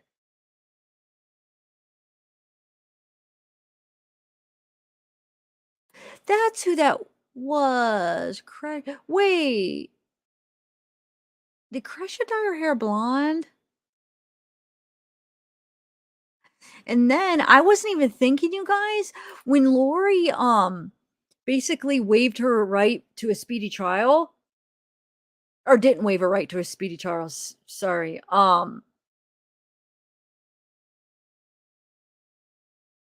So for some reason, when she did that, I was thinking, oh, she's doing that because she wants to have the trial with him. So therefore, and I don't know why I was thinking January it was this January. I was getting confused in the month. My mind was kind of all flipped around. And I wasn't realizing that how far away January was, and that when they gave her 6 months that it would actually make it impossible to have the same date. So this whole time until today, until somebody mentioned something, it made me realize, wait a minute. Because she did that, it's actually making it so she can't have the trial with him. So that's probably why she did that. That's why she didn't waive her right, because she wanted it. So therefore, it would have to be separate. It would have to be before Chad's, because that would they give you what, 6 months? I think October. They have to have it by October, from what I understand. And his is scheduled in January. So therefore, it would make it so she can't have it with Chad, right? Yeah, I don't know. I was looking at it all weird, like she did it so she could have it with Chad, but nope, she did it so she couldn't. I bet. I'm thinking, right? Hey, Joe. Because otherwise, if she wanted to have them together, she would not have done that. So, thank you, Joe. So interesting. Yeah, it's gonna be separate then, guys. Unless if somehow if they get this pushed up or somehow something happens. But I mean, as far as the way it's looking, I don't think there's any way it could be together, right? But talking about cost, think about it's going to cost double because of them having to have it separate. Wonder if that's. Oh, no, that wouldn't make sense. I don't know. That's just weird. It's definitely better for everybody, for taxpayers, because think how much money it's going to cost for 2 trials. So, I mean, it's better. It would be better for everyone to just have it together. I don't see how I don't know. God. And that's kind of weird that she would want it before his, because I think you would probably be, I don't know. I'm trying to think what would be a better, what's the word for it? Like a better chance. Like, what is it? Okay, if you're in that situation, if you were Chad or lawyer or their lawyers, would it be better to have the trial first? Like, is it better to have it before or after? Like, would she benefit more of having hers first or having her second? At first, I was like, I would rather have it second so you could kind of see the route that the Chad's going or the other person's going and kind of go from there. But then I'm thinking, wait, no, it might be better to have it first, because once you have it second, the first, everybody's going to hear what happened in the first one. You know what I'm saying? So it's like, I know the jury's not supposed to, but I mean, it's going to be impossible, right? So if they see what happens in the first one, unless if that is, you know what, when they pick the jury, they'll probably make sure that they can't watch the first one, because then it could influence, the second trial. So, but then, yeah, because they'll know, like, let's say the first person gets found guilty, then I don't know. What do you guys think? I should do a poll. Do you think let me see how I word this. So you guys could vote as I play the second one. If you think it would be better to have their how can I word it, guys? Basically, if it's better to have the trial first, like if you're a Chad or a lawyer, would you want to be the first to have it? How can I word that where people that just come in would understand? Well, I think together is the best. You're right, but I'm saying since it's not, do you think it's better to have it first or second? For them, I'm talking about, not for us. Like for us, we want justice. We just want them to be found guilty. But for them, for like what they're thinking, them and their lawyers, if they're thinking, man, it's going to benefit for us to go first, or it's actually better for us to actually be the second trial. Because it's green. Um,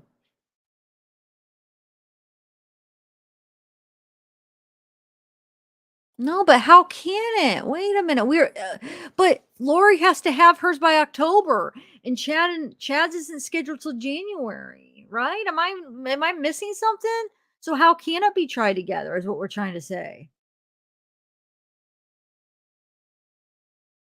What do you mean? Okay, then maybe was I missing something when at the beginning of this when I was been preoccupied with Zeke and stuff. Okay, let me know. Oh, so they will move up Chad's. Oh, okay. Sorry, I must have missed that. I have been getting sidetracked with Zeke, during this. So a lot of times, and then I get called, and then I'm moving, and then I get up, and then I have to turn it down. Like when I come over here, I have to turn it down because then it's loud over there. So I have missed some. Okay. Did they say that in this that we were just watching? Okay. Sorry, guys. She has different hearings to get caught up on. They will move Chaz up. Okay. So you're on it already. Well, then that kind of sucks for them because they were going to have it for January and then it gets moved up. So then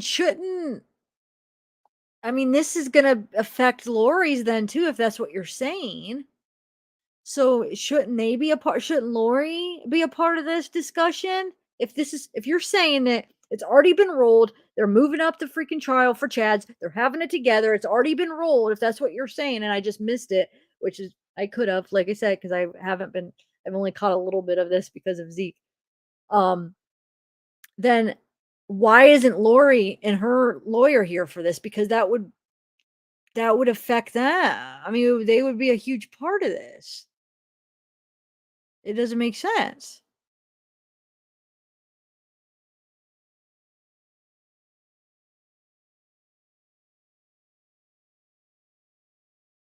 Well, remember, Linda, we're watching this stuff from yesterday. We haven't watched it yet. So that's what we're watching right now. So that's why I don't know. I haven't watched it yet. I'm watching it with you guys. And if it already happened in this first part, then I missed it. But if it hasn't happened yet and you guys just watched it from yesterday, I haven't watched this yet, guys. I only watched Lori's yesterday. So, all right. Yeah. Yeah, his hearing was in the morning. I think 9:30. This wasn't, and hers was at like 1:30 yesterday now. So all right, okay. So you're saying that it was okay. So can you just answer me? Was it in the part one, or did you guys already just watch all of them from yesterday and you know that from yesterday? Or was it in the one we just watched just now that I missed? I'm just curious. Get Lori to wanna. So I won't even do the poll then. That would be, I don't know, it'd be too hard to word it where people understand coming in what I'm even asking. Is it a full moon? No, I hope. I mean, it's only fair to have it together. That would be stupid not to. I mean,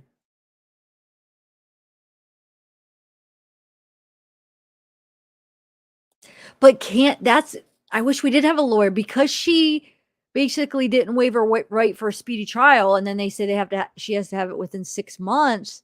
I think that's what they said, right? Can they go for a continuation? Because then why would she have just she should have just waived her right then. You know what I'm saying? So that's weird. She shouldn't have done that then. Well, thanks. Yeah. It's like a tree, but my green screen. I like it. It's pretty cool. All right, I'm gonna start this. I am here. What's the time by you? Hey, Adele. It is 8:45 p.m. Maya loves YouTube. Yay. Okay, Cherry modeling.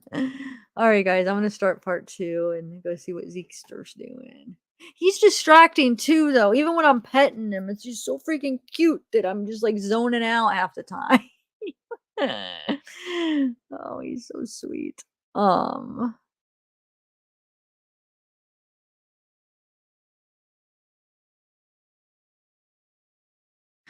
I know, but the thing is then what happened yesterday with Lori? Wait, you're saying ruled on the separation that they ruled that it wasn't separate? But how could he have already done that when Lori just got arraigned? She just became fit and just got arraigned yesterday. So that doesn't even make sense, right?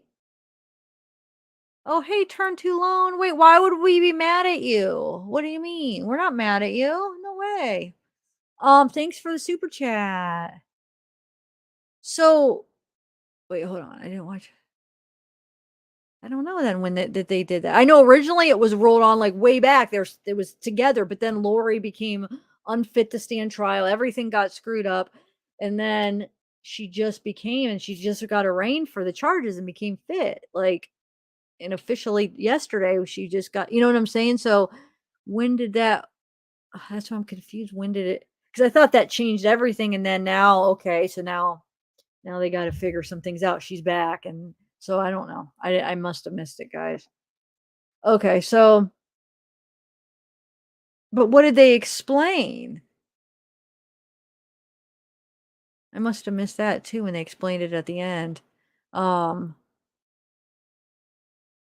I remember they said October. So did they explain that Chad's is going to be moved up? That's what they explained? Man, I must zoned out or something. All right. Well, then I guess Chad's is in October if that's what everybody's saying. I don't know. I'm confused. I guess we're gonna watch it, so we'll hear for our own things. Okay, I'm gonna go start it now and we'll watch and we'll figure it all out. I'll try to stay focused and not get sidetracked by Zeke this time. Okay, here we go.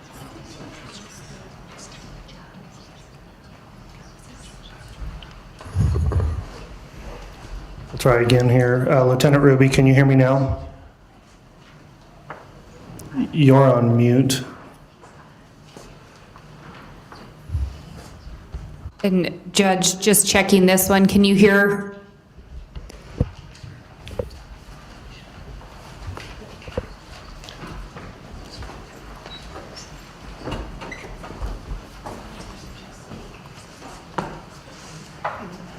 So I'm going to suggest we take up another witness, and then maybe in 15 or 20 minutes, we can take a break and go back and see if we can conclude with Lieutenant Ruby's testimony. Okay.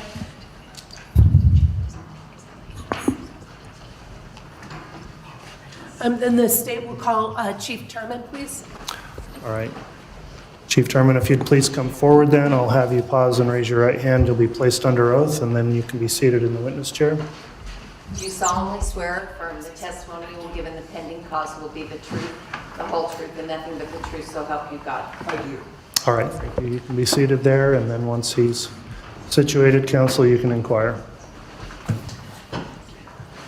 Your Honor, do we want to make sure Lieutenant Ruby isn't, I don't care if he hears the testimony, but I wanted everybody aware he can probably hear us. And he's. Why don't you go ahead and just inquire, and then I don't know that it's a big issue if he listens to the testimony of another witness Okay. for this hearing. All right, I just wanted the record. Okay. Thank you. Good morning. Good morning. Can you please identify yourself and state your occupation for the record? Yes, my name is Shane Turman, and I am the Chief of Police for the City of Rexburg, Idaho, in Madison County. Can you talk to us a little bit about your background, please? Yes, I started my police career with the Rexburg Police Department in August of 1988. I was a patrol officer. I became a patrol supervisor. I graduated from the post-basic academy. I currently hold an advanced certificate, law enforcement certificate through them. I then became a detective and worked a number of years in the detective division, and then was promoted to a lieutenant over that division. I am also a graduate of the FBI National Academy in Quantico, Virginia in 2002. In 2010, I was appointed to be the chief of police for the city of Rexburg. And during your tenure as an officer with the Rexburg Police Department, were you ever a detective and aiding prosecutors in putting together trials? Yes, I have, and I have worked on murder trials. Okay. And you also said that you're currently chief, and we see from your uniform the badge. So can you talk to us about what your responsibilities are as chief? Yeah, basically it's the general overseeing of all of the department functions and activities, staffing needs, equipment needs, cost expenses, preparing budgets, and making sure that we are providing the proper safety and manpower to our community. And so part of the proper safety and manpower to your community, does that include supervising the detectives who work on murder cases? Yes, it is. And did you in fact supervise the detectives and lieutenants who worked on the investigation into the death of Tylee Ryan, J.J. Vallow, and Tammy Daybell? Yes, Ultimately, they reported to you? ultimately, yes. Okay. And are you also personally responsible for planning and budgeting the expense to your department for participating in the Daybell trial? Yes, I am. In fact, And- we're in the budget process right now for this upcoming year. Okay. So you're in the midst of trying to figure out how much to ask for? Our budget process starts in October, but we have to plan it now. Okay. And so as part of your planning for the budget, are you factoring in what it's going to cost your department for detectives and witnesses in the Daybell case to travel over to Ada should the trial be there? Yes. And given your experience as a detective and now as chief supervising investigations, are you aware that the state itself will also have to pay for the witnesses in this case to travel over to the Daybell trial? Yes, I've been made aware of that. And did you look at the state's witness list that was a public document filed on or about August 6th of 2021 and see about 104 witnesses identified? Yes, I did. Okay, and that was part of the state's first supplemental response to discovery, correct? That's my understanding. Yes. And you've looked at that document yourself? Yes, I have. And you've reviewed it with both the state and your detectives? Yes. Okay. And did you work through and go through that list and determine sort of the length of time you would anticipate people would have to be in Ada County as witnesses in that case? Yes. Okay. And then once you knew how long they had to be there, were you able then to try to calculate and extrapolate costs? Yes. And will some of those costs, particularly the cost for your detectives, be part of the budget proposal you're putting together for the city of Rexburg? That's correct. Okay. And then after reviewing, or in the process of reviewing the state's anticipated witness list, and were several of your officers on that list as well? That's correct. Okay. And several of the people on there were people your officers had identified as witnesses, correct? Okay. Now, as part of reviewing that and putting together your budget production, did you also work with the state to determine anticipated costs to the city of Rexburg and to the prosecution? Yes. Okay. Just briefly talk to us. How did you do that? So working with the prosecution, what we did is we came up with what the types of costs were going to be to go to Ada County, what those rates of cost were going to be, personnel and witnesses that we were going to need, and then the length of the trial and different lengths that some of those witnesses and staff may be there.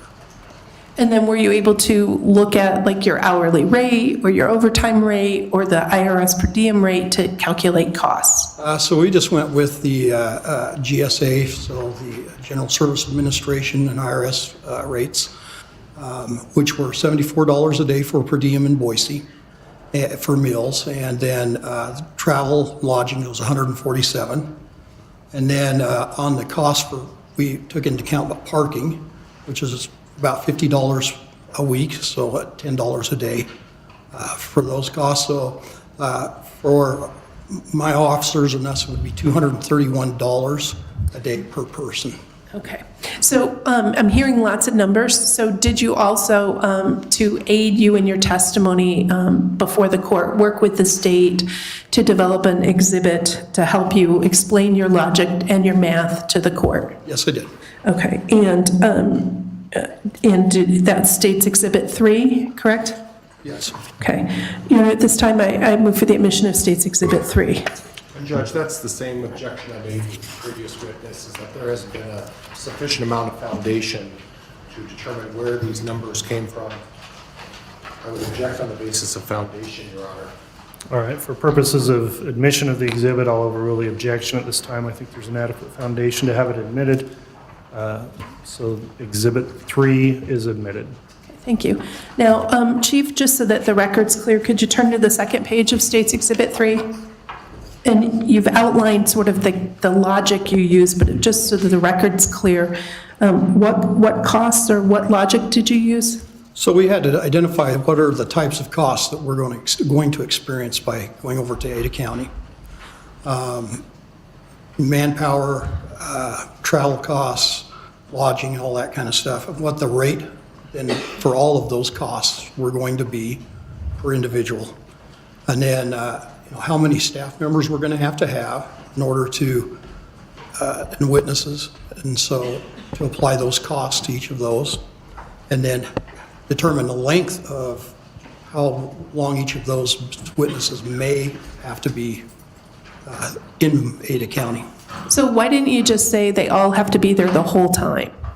Well, we're trying to save money, and we're trying to get, it makes it short on manpower for us, and so those that don't have to be there the whole time, I need them back at my office so that we can use them there. So not every witness has to be there all the time? No. Okay. And did you kind of determine based on sort of their role in the case or the evidence that they would have sort of categories of time that they would have to be there? That's correct. Okay. Now let's turn to the next page. Let's talk about the cost types. What cost types, and I see there's a typo in this, is 5 cost types. What cost types are there? So there's lodging. There is per diem or the food costs each day. And then there's also transportation costs and staffing, so lodging, food, lodging, food, let me look here real quick, one more. Lodging, food, meals, transportation, and staffing needs for the costs. And then the fifth one was going to be the cost of the room for prosecutors and our staff, but we haven't been able to determine that yet. So you took that out? Yes. Okay, and then you also limited the transportation cost, correct? Yes, because we just went with the 58.5 cents per mile, but we're going to cover the cost of that, sending our officers over because they have to go over. Okay. And they have their own vehicles. Now, if you could, what's the per diem rate? I know you mentioned the GSA and the IRS amounts. That's on the next page. Are those the amounts that were identified as the IRS rates? Yes, and I just looked those up again last night to see where they're at, and it's $74 per day for per diem. It's $147 a night for lodging, and then the travel costs are 58.5 cents per mile. Okay. And so, but that can change based on the economy, but that's what it is as of last night? Correct. Okay. And parking costs? Are about $50 a week, so $10 per day. And as of now, we don't have any evidence to say that Ada County is going to reimburse that? And nothing. Okay. So then what did you do next? So in determining, we determined kind of the length of stays as I worked with the prosecutor's office on. Well, can I back you up real quick? Did you figure out how much it costs per person to be there per day? Yes, if going off of that daily rate, it was $231 per person. And that's that next page on the exhibit you created. What does that $231 a day make up? That is the per diem, the meals and the lodging, and then the $10 a day for parking. Those three items. For an estimated amount of cost to the prosecution in Rexburg of $231 a day per person? Yes. Okay. Now, how did you go about working and figuring out the length of stay? I worked closely with the prosecutor's office on those officers and witnesses that would need to be there for the full trial. And it's estimated that it will last 10 weeks. And so we figured that $231 a day for those individuals, and we identified 12 individuals that would need to be there for 10 days. Okay. And in those 12 individuals, did you include the prosecution team, with the exception of myself? Yes. Because I'm a fixed cost no matter where it's tried. But that was for five of the prosecution's team.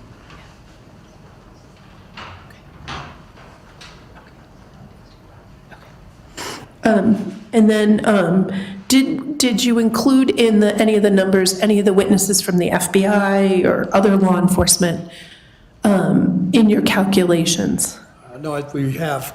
It's just our law enforcement and the prosecution team. Okay. And so anybody who was going to have to travel anyway, whether it's in Fremont or Ada, they're not in your calculations? Right. So these are just people who would have to travel if it's moved to Ada? Correct. Okay. And then did you identify sort of three categories of length stays? Yes, 10-week stay, a 5-week stay, and a 1-week stay. Okay. And just generally, what's the difference between those three? So for the 10-week stay at $231 per day for 12 witnesses, I believe that ended up being, for each witness, $11,775, I think. Well, let me back you up just a little bit. What sort of person would have to be there the length of the trial? So that would be 5 of my detectives that are the main detectives on this case. And then that's also the staff from the prosecution's office that also has 3 of the Fremont County deputies and Nicole Earl on there. Okay. And so Why would we have the main detective stay over in Ada? Well, it's been my experience in trials, especially when you're dealing with a homicide trial. You never know when an officer is going to be called back in. Rebuttal, they have to be there to confer with the prosecutor's office on the case because they know the minute details and the in and outs of the case. And so you never, it's not just a thing where you can say, oh, we're just going to call them in for this one day, because they may be called back at any given time. And then along with that, like I said, they are always there conferring with the prosecution team. And the custodian of evidence, is that person in there as well? Yes, I have one of the detectives that is an evidence custodian, and he has to be with that evidence for the whole time there to make sure that the chain of custody is kept intact. Okay. And yeah. And then the week, people in that sort of bucket of 5 weeks, what sort of person would have to be there for about half the trial? So that is, I have other detectives that may not be the ones that work the full case, but have just a part of the case, but a substantial piece of the case that would be in there for that. And the reason they're staying, is it because of the distance from Boise to either Rexburg or St. Anthony? Yes, I can't expect them to drive back and forth every day. And then people identified as 1 week participants, what sort of person is that? That would be more of the state's witnesses that are non-law enforcement that have a part in this that you've identified. And then let's turn to the next page in your exhibit. You calculated a cost per person per length of stay. Mm-hmm. Can you walk us through that?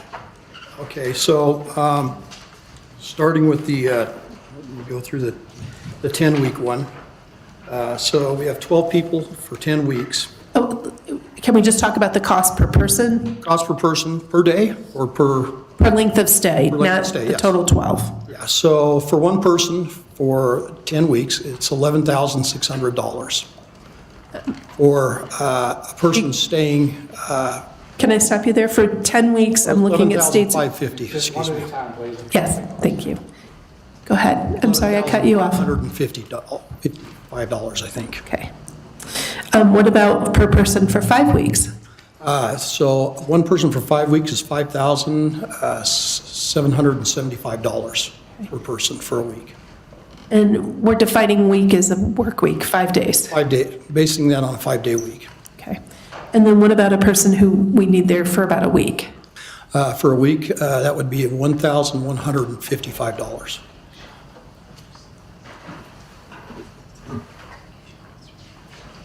It's just... Okay.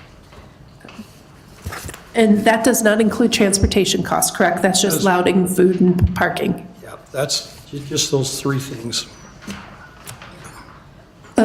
And so then did you look at your staffing and the witness list and develop an idea of how many people needed to be there for 10 weeks versus 5 weeks versus 1 week? So working with the prosecution, we determined that we would need 12 people there for the 10-week period.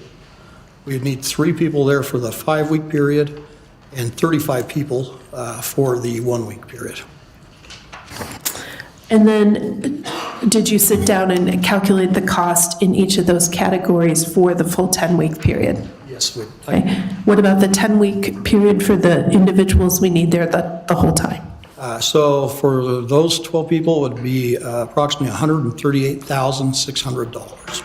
And what about the 5-week cost for those 3 people? The 5-week cost for those 3 people, I believe, was $5,775. Okay. Times 3?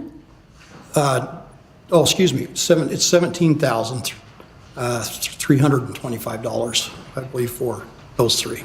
And what about the 1-week cost per person for the 35 people? For 35 people, that would be $40,425. Okay.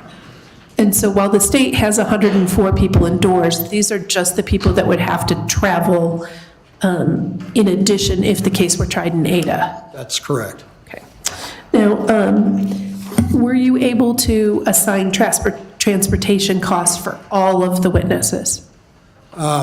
So, no, I was not, because I know the mileage going, I was able to put the mileage from Rexburg, the Boise was 310 miles one way. And so just, going with the GSA at 58.5 cents per mile, it was $181 one way, and so $362 two ways. But because there were so many people involved who may be traveling in different ways, we didn't associate that per individual. That's correct, because they coming from all different directions. But if Rexburg or the Madison County or Fremont had to reimburse, this would be the reimbursement rate? Yes. Okay. And then did you add up and come up with a summary of estimated costs? Yeah, so again, the total cost of those three categories for whole time that they would be over there came out to $196,325,000. $350,000. Okay. Excuse me. No, that's all right. Now, if there is a change of venue to Ada County in its entirety, how does that affect your manpower? Well, great. I have 7 detectives.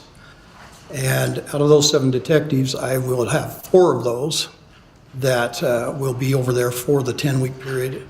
I'll have 1 that will be there for the 5-week period. And I have a sergeant that will be over there for the a 1-week period. Where it really hurts our department is in the detectives. That leaves us with the 2 detectives that are going to have to cover for at least 5 weeks everything that's happening of any serious nature or crimes within the city. And that's a lot of burden put upon those detectives. And I know at one point someone suggested that maybe you could just hire or bring in reserve. Is that something you can do? Not with the detectives. And the reason that is because detectives have experienced a lot more training, specialized training, such as an interview and interrogation, crime scene, investigations, things that are above and beyond just the normal patrol officers' abilities to do, because they haven't been trained in that. And so, there's not reserve detectives. So it puts us down to having the 2 detectives to try to cover all of that. And so do you anticipate a potential overtime cost?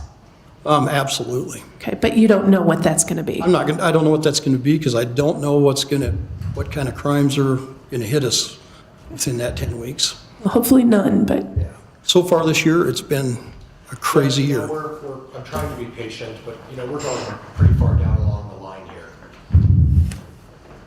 Is that an objection? Yes, it was an objection. Okay. All right.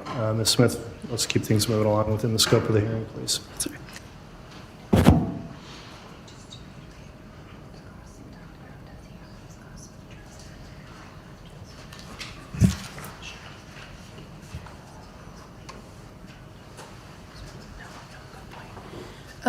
Just to be clear, the cost that you've given and outlined in State's Exhibit 3, none of those costs exist if the case is tried in Fremont or Madison County. That's correct. And only some of those costs will exist if the jury is transported back for trial here. That's correct. Okay. I have nothing further. Thank you, Your Honor. All right. Smith, cross-examination, Mr. Pryor. Chief, can you hear me okay? Yes. Chief, you included in your cost estimates the prosecuting attorney's cost as well, right? Yes. You included the staff from the prosecuting attorney's office as part of that $138,600. Is that correct? That's correct. Do you folks have separate budgets?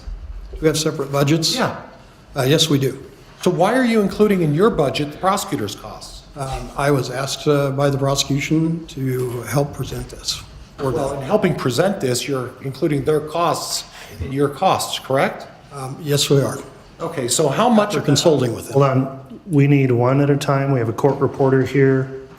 Question, answer, please don't talk at the same time. You can continue, Mr. Pryor.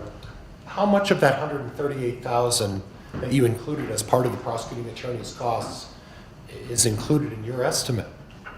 Well, if we just take the, I'd have to get my calculator out, but it would be coming out of that $130,000 10-week cost. Right. And so if we took that times 5 of them times the 11,000 range, that minus that, that's what would be their cost. And I can pull my calculator out and do that if you would I like. don't need you to do that, but, so what I understand then is the prosecuting attorney in this case asked you to include their costs when you came to testify today as part of the presentation to this judge. Is that right? That's correct. We work together on that.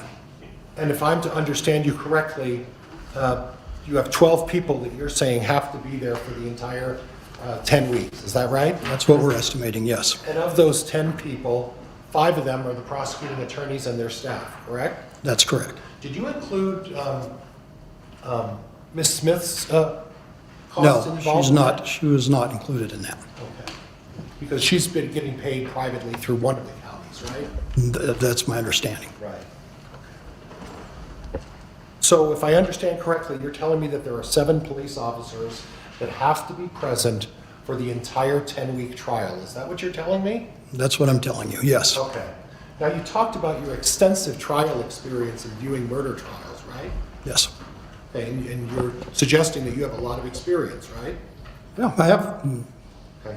In all of this extensive experience, how many of those trials did you require in Fremont County for the police officers to be there every single day? So my trials were all held in Madison County. Or in Madison County, I apologize. Yeah, and those officers that, the trials that I was on, we were there every day. Right, but they lived close by and they could leave. Yeah, we lived in Rexburg, so. Right, and the judge is correct.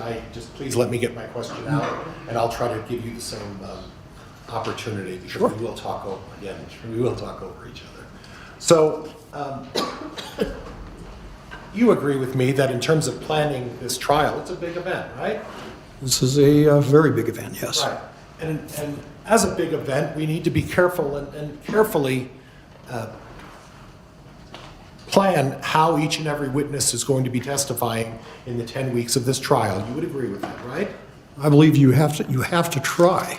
Okay. Whether you can do that, I don't know. Okay, because you don't have a lot of experience with that, right? Well, No, I'll withdraw. You don't have a lot of experience with that, is that correct? Objection, this has been asked and answered multiple times. Overruled. You don't have a lot of experience with that, correct? no, I've got experience with that, and that is that you never know when you're going to get called back in. Okay. You have a lot of experience with an out-of-state trial in a county on the other side of the state? No. Okay. So what you're suggesting then is, just to be on the safe side, right, we are going to require 7 witnesses to be there for the entire trial of 10 weeks, including the 2 to 3 weeks for picking a jury. Is that what you're suggesting? I'm suggesting that the prosecution has requested that those that are identified for the 10 weeks, they want them there for that 10 weeks. How often have your officers been involved in a 3-week process of picking a jury?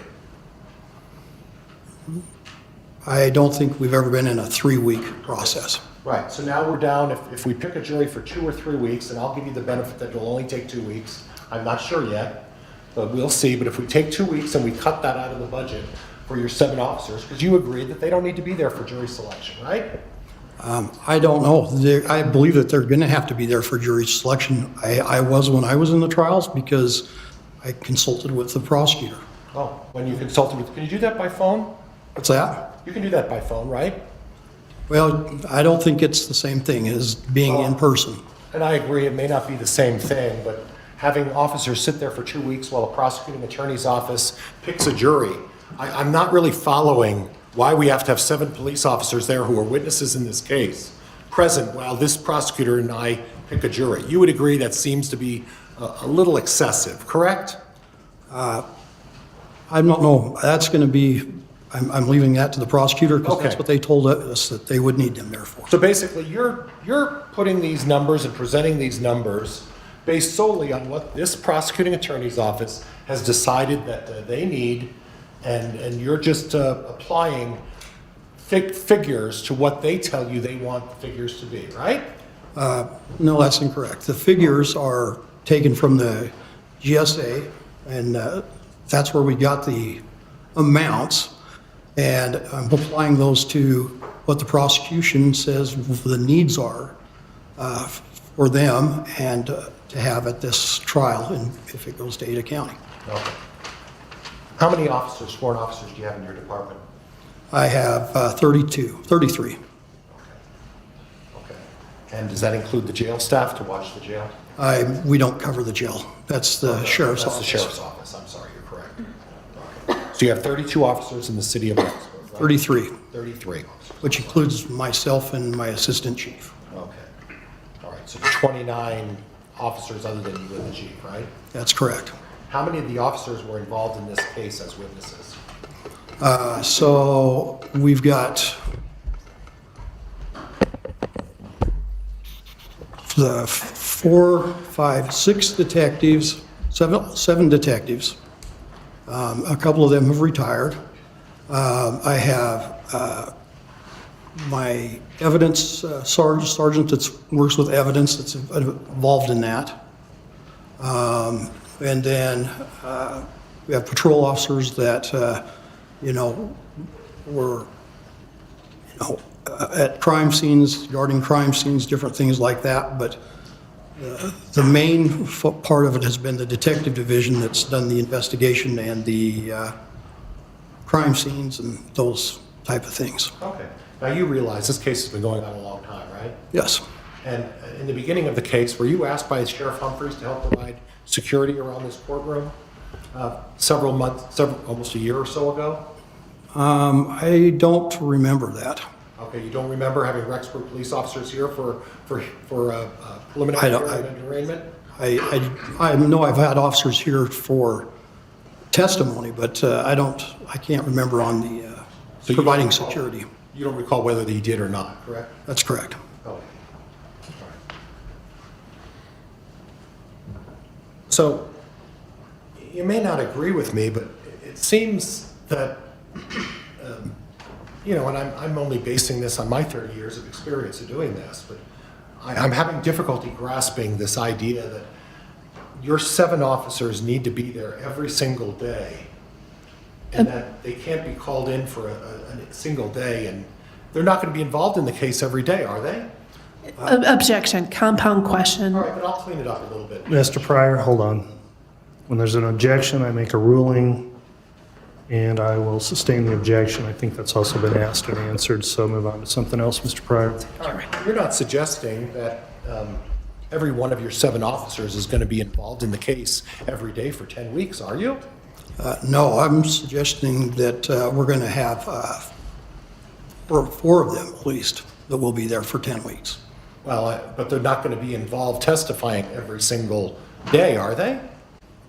That I don't know of. Okay. That's gonna be up to the prosecution and yourself. And then we go on to the 5 weeks for the 3 individuals. Do you know who those 3 individuals are?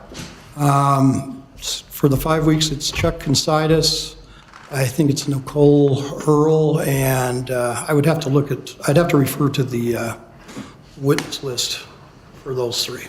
So in other words, for a 5-week period, those 3 witnesses, and granted, I've had an opportunity to go over all the discovery, and I've looked at the case, and I assume they have as well.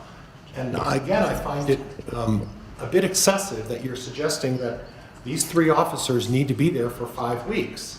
Are these 3 officers going to be testifying every day for 5 weeks. And I believe I would have to answer that the same way, in that that's going to be up to the prosecution and yourself. And you have good communication with the prosecuting attorney, correct? Yeah.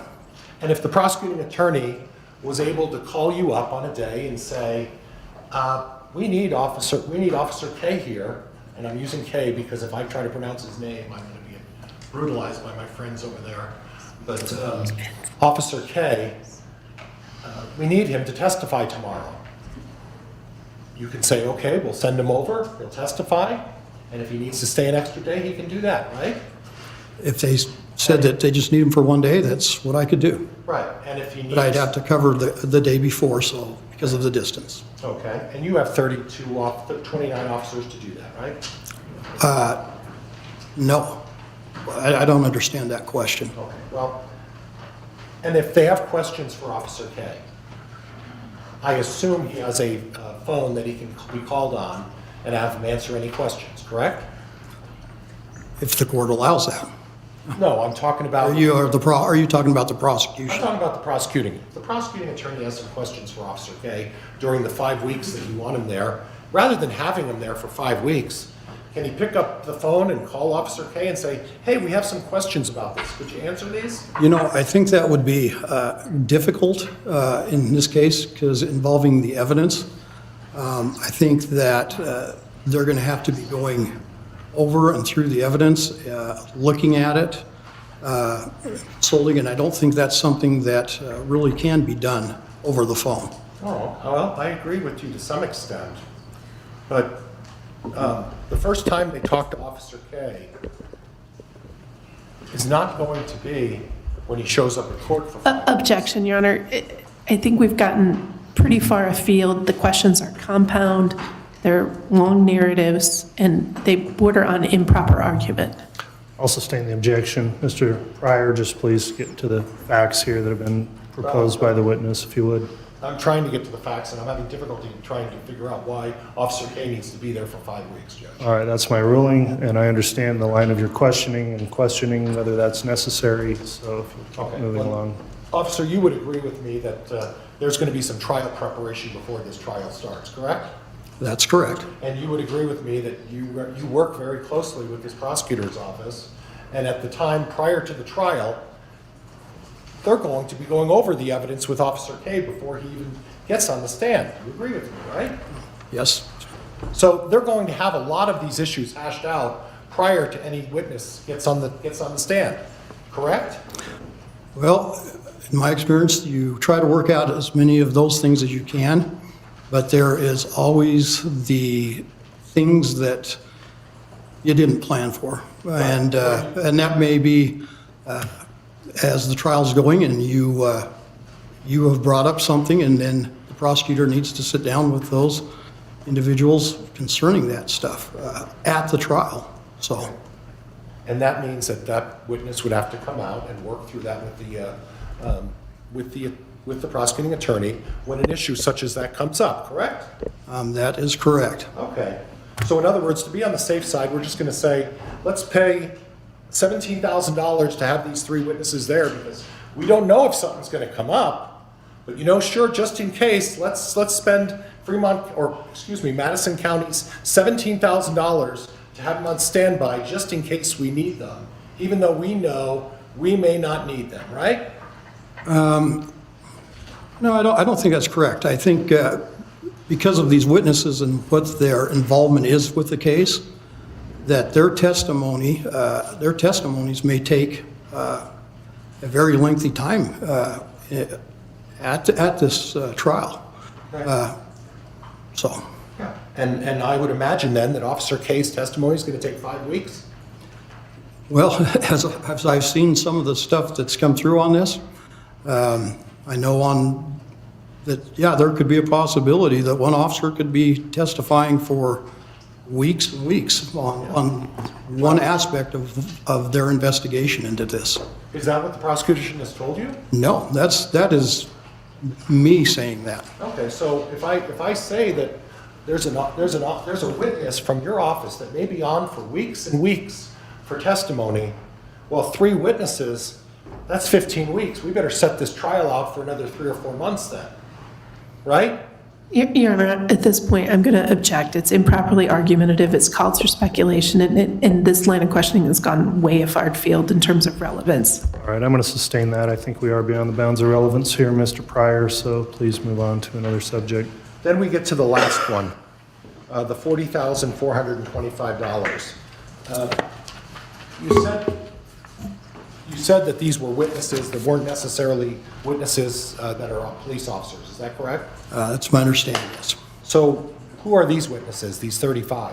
That they are those involved with the case, family members, witnesses that, friends, people that have interacted with the Daybells, people that have given information. It's like normal witnesses outside of law enforcement. So we haven't defined who these 35 witnesses are, correct? No, they defined it. We have the names of all 35 of those, yes. Okay. And who made the determination that these 35 witnesses that aren't involved as law enforcement personnel need to be there? That would have been with our detective division and the prosecution. So if I understand... Investigators. I'm sorry, I'm going to try to be better at not interrupting you. Are you done? So according to the prosecutor and your detectives, you've determined that there are 35 people in this case that need to show up for at least a week and be present for the trial, correct? That's correct. And you've included that in the police budget, even though it's not a police officer staff, correct? That's correct. So it's really not appropriate for you to list those, because those are witnesses that should be handled under another scenario, right? Well, I don't know if it's inappropriate, but that's what I've been asked by the prosecution to present those. So in other words, every single one of these 35 people have to be present for 5 days during this trial, correct? That's my understanding. And each one of these 35 people are going to be testifying for a week? That again is up to the prosecution and yourself. Well, if we have 35 people for 1 week. I mean, I don't know how long I don't know exactly how long each one will have to testify as far as in a day or an hour or what, but so prosecutors asked them to be there for a week. Okay. So in other words, we have a $40,000 expenditure that the prosecutor thinks we need to spend to have these 35 people there for a week, even though we may not even use them. Is that fair? That I cannot answer as far as that we may not use them, because, and that's going to be up to the prosecutor whether they're going to use them, but that's what the prosecutor has stated that they need. Well, this is where I'm having some difficulty. And please, I'm not trying to berate you or badger you, but I find it difficult that you're getting up here and testifying as an expert as to what these costs are. And correct me if I'm wrong as I go through this, but the 10-week cost for those individuals, the 7 individuals that you need to bring, you don't know whether they're going to be necessary to be, you don't know whether or not they're necessary for the 10 weeks, do you? Objection, compound, and at least depending on which part of that question, it's been asked and answered. Sustained. It's been asked and answered, Mr. Pryor. You don't know how many of the witnesses for the 1 week period are going to be necessary for the entire week, do you? I know that that's what the prosecution has said, that they are going to need those witnesses there for the 1 week period. Okay. And for the 5 week period, you don't know how long they need to be there as well? Be the same answer to that. Okay. So for all of these witnesses, the purpose of them is the purpose of having all of these witnesses for these 3 extended periods is simply to determine whether or not the prosecutor may need to talk to them during the trial, but let's have them there anyway. Would that be fair? I believe that is, no, I don't think that's fair. I think it's that the prosecutors determined that these are people that they're going to need to have to testify. And that's the length that they need them there, because they don't know when they're going to need to be called back or put on, or how long their stay is going to be as far as on the stands. Do each and every one of your police officers have a cell phone? Yes, they do. Are they required to carry that with them as part of their duties? Yes. Is that a 24-hour, 7-day-a-week responsibility? No. Okay. Can you order them during the duration of the trial to be available for the prosecution by phone if necessary? I can. Can you order them if necessary to get on, carry a laptop or a computer and be available by Zoom or other technology to communicate with these officers and the prosecutor if necessary? I can, but then I also have to pay them overtime for all that. Okay. That 24 hours, that would be time and a half overtime. Well, I'm not saying they have to be there for 24 hours. I'm suggesting that, because we're not going to have a trial 24 hours. You know that, right? You just asked me to. Objection. It's a compound question. It is a compound question, Mr. Pryor, so you got to give him one question to answer so we don't run Would it afoul of be that. possible to provide the prosecutor the times these officers are working during that 10-week period? Yes, Would it be possible to set up Zoom technology or face-to-face technology during the hours that these officers are working so the prosecuting attorney can communicate with them? yeah, yes, Okay. And if necessary, you can accommodate having police officers travel, if necessary, and one of these emergencies comes up, to go to Boise to testify if necessary, correct? I would say that's correct, except for the ones that need to, that the prosecutors identified as needing to be there. Okay. Well, and those are the ones I'm talking about. Yeah. So We can make accommodations to allow for significant communication with all of these witnesses without the necessity of having them there and pay these exorbitant prices. Objection, Your Honor. I recognize the court gives latitude, but this has been asked and answered numerous times. That hasn't been asked, Judge. I'll overrule that objection. You can answer. Technology would allow significant communication during this trial with any witnesses the prosecutor deems necessary, correct? it will allow some communication, yes. All right, but nothing else, Judge. Thank you. it may be like what we just experienced today. Yeah. And I understand how that happens all the time, right? Yep. Right? That's right. And we can fix that hopefully in about 5 minutes, right? I don't know. Okay. And I don't either, right? You don't either. Right. Nothing else, Judge. All right, any redirect, Ms. Smith? Very briefly, these costs that we've put in the projection and is outlined in State's Exhibit 3, those are if the entire trial is transferred to Ada County, correct? That's correct. And so the 35 people are people who are local to Madison County or Fremont County, correct? Correct. And they would not have to travel otherwise. That's correct. And just so that we're clear, it's a 4.5 to 5 hour drive, depending on how fast you drive, to Boise. It's about a 4-hour drive. Right. And so if the court has someone recalled, they can't just get there quickly. No.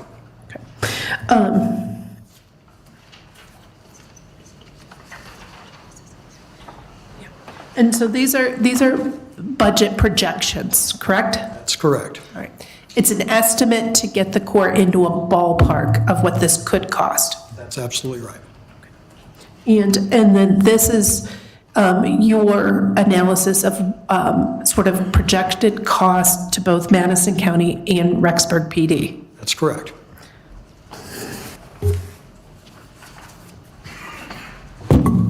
One moment, please, Your Honor.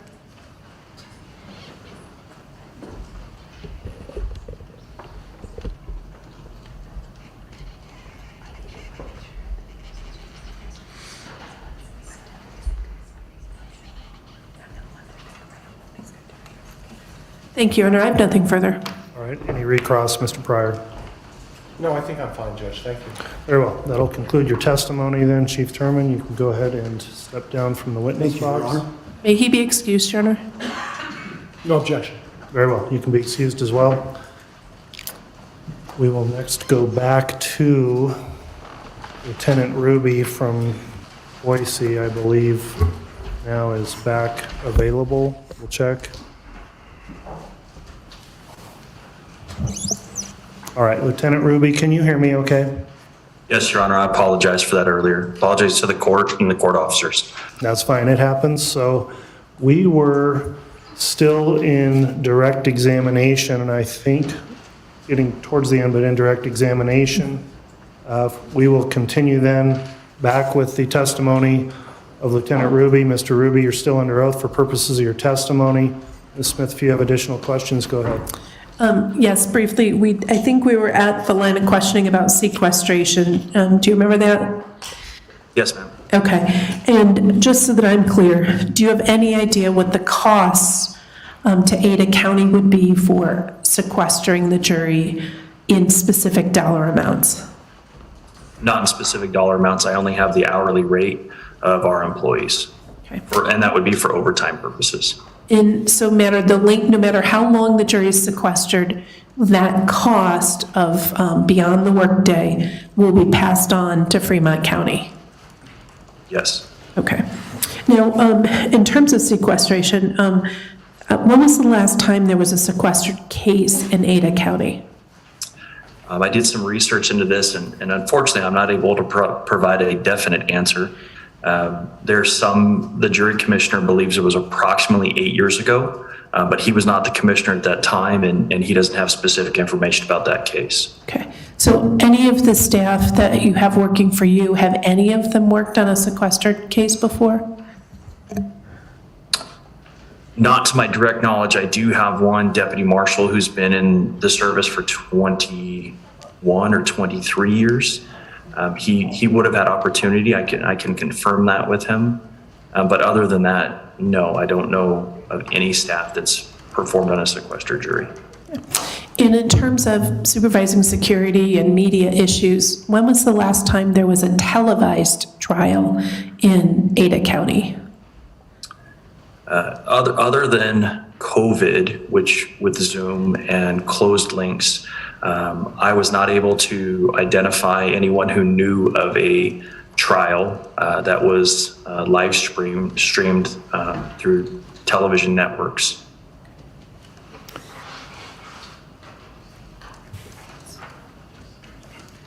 Nothing further. All right, thank you, Ms. Smith. Mr. Pryor, I realize, having taken this witness back out of order, that you may be time to refresh your recollection on direct. If you're ready to go ahead with the cross at this time, you may. If you'd like to take a brief break to review your notes, you can do that. Judge, I think I'm fine if we can go forward. All right, let's go ahead and go with your cross-examination then, Mr. Pryor. Mr. Ruby, please make sure to indicate if you're having difficulty hearing Mr. Pryor on cross-examination. And Mr. Pryor, I think it helps if you do speak right into the mic, so go ahead. Lieutenant, can you hear me okay? I can hear you just fine, sir. Now, we spoke a couple of times previously. Is that correct?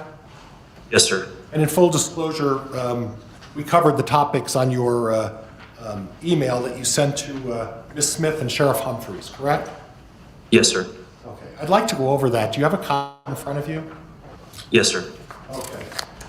Now, what I understand and what we talked about is that for court security and a bailiff services, Ada County is not going to charge Fremont County for those services. Is that correct? Anything that happens during our normal business hours, normal procedure, that is correct. Okay. And I want to go on the basis that there is not a sequestered jury, okay?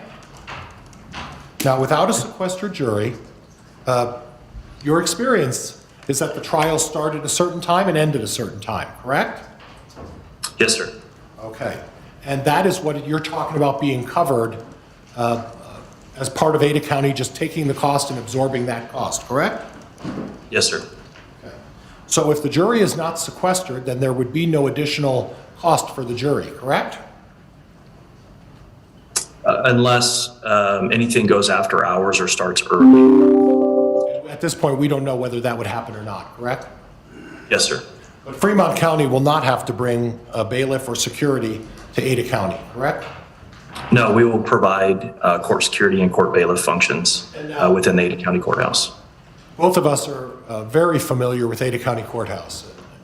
Maybe you don't know how long I've been doing this. I guess we do know each other, but we're both very familiar with the Ada County Courthouse.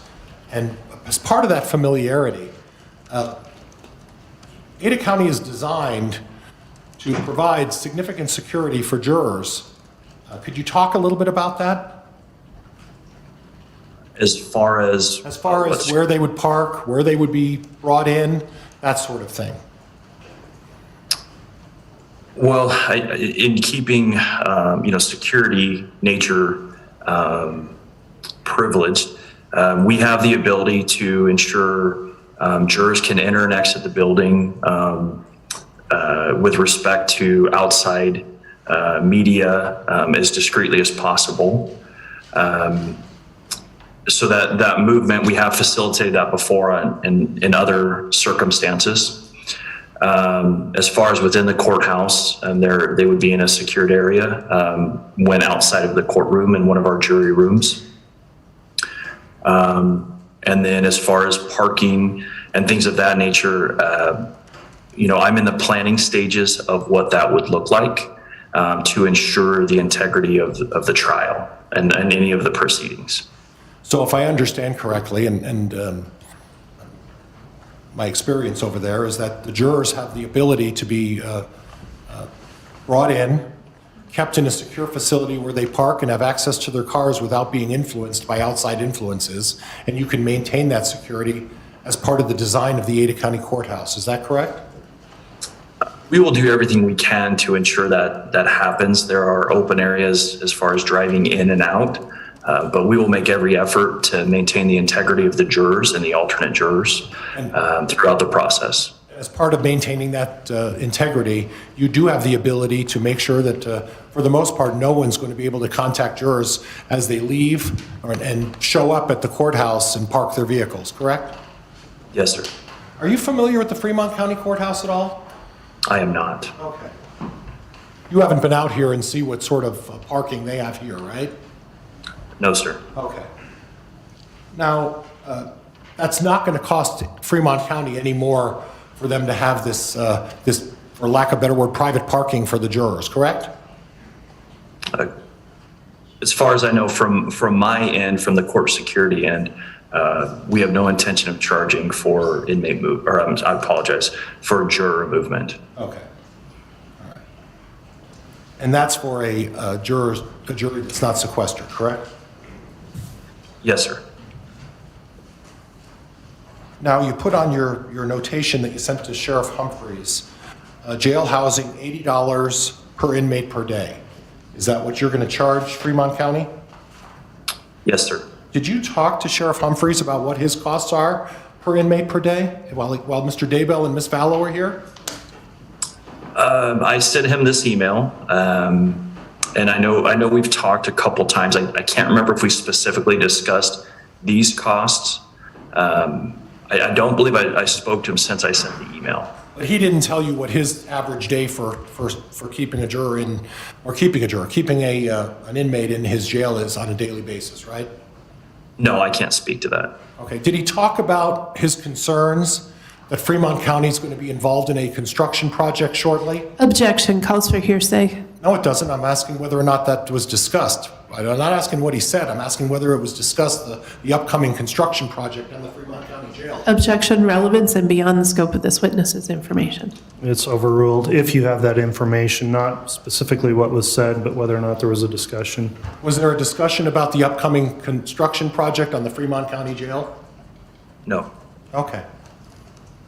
Inmate movement is what's next on your list, to and from the Ada County Jail and Ada County Courthouse. You're not going to charge them for busing inmates to and from the jail, correct?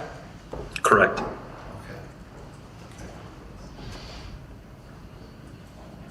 And just for clarity, from the courthouse to the jail. Courthouse to the jail. From the jail to the courthouse. That falls under my normal daily functions for my transport supervisors. So there's no intention to seek reimbursement for those services. Okay. Now I'm going to jump around. I'm going to jump around a little bit, and I want to cover another area that's causing me some concern. I would represent to you that Ms. Mace, the clerk, testified that she... Objection, improper to ask a witness to comment on another witness's testimony. I'm not asking him to comment, Judge. I'm asking him to consider... Well, go ahead. It's overruled at this point, so go ahead. Thank you. In the event there are 16 to 18 jurors in a sequestered situation, and let's say that's in Ada County, you estimated that at a minimum you would need 3 deputies per 8-hour shift, correct? Correct. 3 deputies on shift at all times.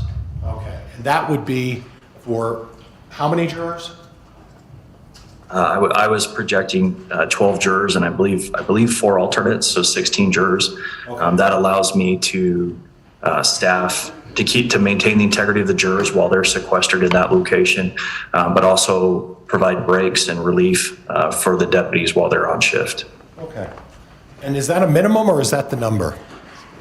That's the minimum. Again, I'm in the early stages of planning this and trying to identify other jurisdictions who have handled similar type profile cases and to identify what best worked for them and things that they would have liked to have done. So based on your experience, you're saying it would need to be a minimum of three deputies per 8-hour period, and if my math is correct, that would be 9 or more deputies in a 24-hour period who would need to provide security for a jury. Is that correct? Possibly. Some of our deputies do work 12-hour shifts. So I mean, the hours are going to be the same. The cost per hour is going to be the same, whether it's an 8-hour shift or an extended shift. And those jurors, whether the case is in Fremont County or whether the case is in Ada County, that's your estimate that if we're going to sequester a jury, we're going to have the necessary staff to provide security, and whether it's an 8-hour shift or a 12-hour shift, it could be 9, 10, 11, 12 deputies every single day. We're going to need to provide security for a sequestered jury, correct? Yes. All right. In addition to that, if it's a sequestered jury, regardless of location, are you going to be needing additional security staff above and beyond what you normally have at Ada County, or do you anticipate that the security that you have is sufficient? Are you referring to my court security staff or the Ada County Sheriff's Office as a whole? Well, I'm talking about the court security staff. Is what you have in place now sufficient to handle this trial in terms of security for all involved? I'll need to use Ada County Sheriff's deputies who are not assigned to the court security team to assist in after-hours coverage. Okay. And that's so that I can continue to maintain the other court functions or the other security functions and bailiffing functions for the Ada County Courthouse during these proceedings. And that would apply in any county, though, correct? I can't speak for other counties. I can only speak for our county and what I'm able to provide with my team. And as far as deputy costs and sergeant costs, there's no indication that there will be overtime. That's just there in case there is overtime, correct? Those are the costs that Sheriff Clifford had indicated that he would seek reimbursement for, is those overtime costs. So if I understand correctly, as a matter of reviewing, Ada County is going to pick up the tab for a trial in terms of security costs unless there's overtime involved or additional costs that are not planned. Is that a fair assessment? Yes, where anything during any normal business functions fall under my purview, and I would cover it for this proceeding or a different proceeding. So that's normal costs. We're not going to seek reimbursement, just the overtime rates, any costs incurred from overtime. And the only difference is if this judge decides to sequester the jury, there would be cost in Ada County for sequestration. But if the case gets, well, if you can speak to this, that's fine. But if the case gets moved to Fremont County, we're going to have the sequestration costs no matter what, correct? Again, I can't speak for Fremont County, but I can only speak for Ada County and what we would need to cover. I would assume, well, I don't want to assume, sir. Okay. But you would understand that if a jury is brought to a county from Ada County and required to live in a hotel for 10 weeks, that there would have to be some security detail and a significant security detail while that jury was sequestered in a different county. You'd agree with that, correct? Yes. All right. Nothing else, Judge. Thank you. All right, thank you. Redirect. No, Judge, thank you. All right, thank you for your appearances, Lieutenant Ruby. That will conclude your testimony then. You can go ahead and log off. Thank you, Your Honor. Again, my apologies for the technology. I appreciate the court's patience. Sure. Thank you for your appearance. All right, let me inquire of the court reporter here. You want to take a break for a minute? Why don't we take a 10-minute break here, take a recess, let him catch his breath.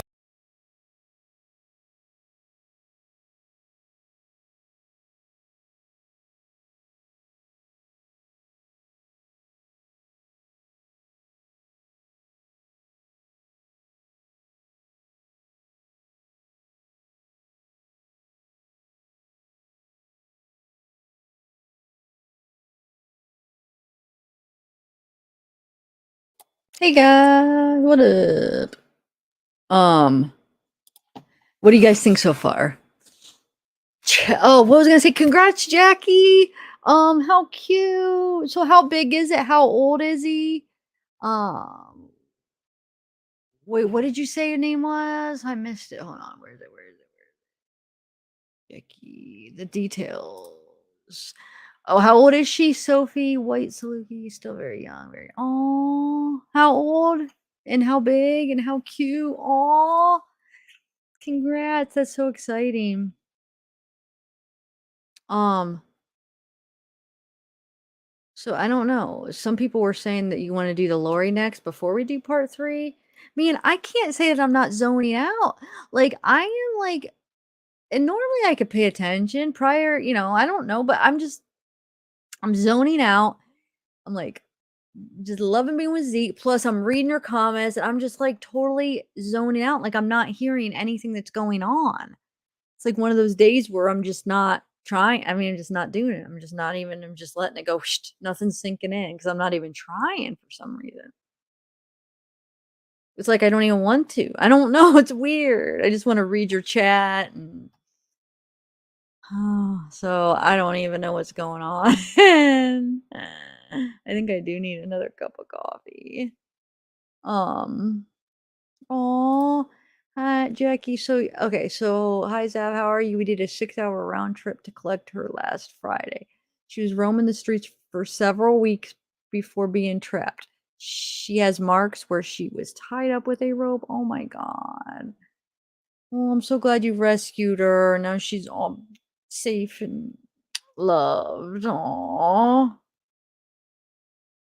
I know, I think I am. But see, now I know I'm nervous. Like if I go down and get a cup of coffee, then Zeke's gonna get down and then I don't know. And then I'm gonna have to try to get him to come back to me.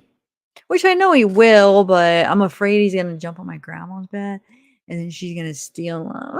And it's my day. I'm such a baby. But I went months after my dad died. I went so many months where I didn't even barely get to see him. I never got to sleep with him. So it's just now the last couple weeks that she's taken turns. So anyway, oh man, my nail has been like really. Hold on a second. Okay, so oh thanks, Mr. E. Oh yeah, unsolved crimes. Let's just finish up 3 and then we'll end with Lori because Lori's gonna be the most interesting. I say we just go with part 3. It's the last one. And then we'll end with because Lori, what do you think, right? We got one more to do. We might as well, right?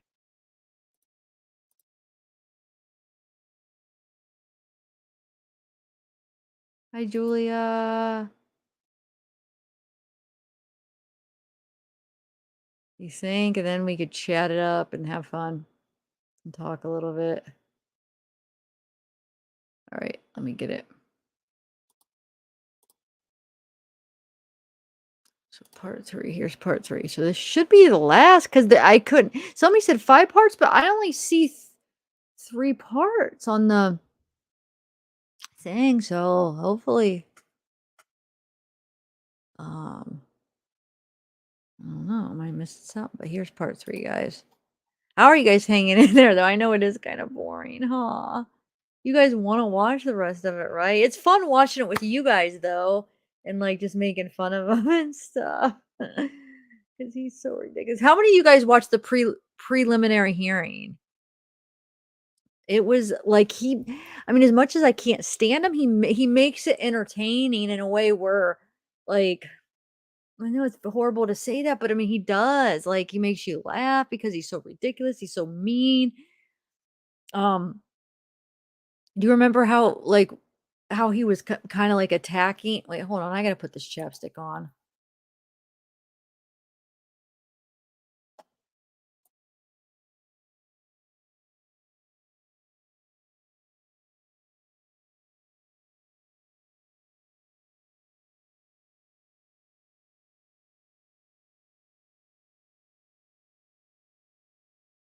Okay, sorry. I had to put it on. It was driving me nuts.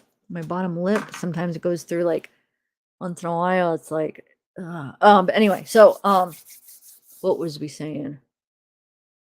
Yeah, yep, he was. He was accused of what did he do? He made like what was it, advances or something to a coworker. He made some remarks to a coworker, I think it was, right? Prior, he had a charge, a prior charge. Um Here, let me look it up here.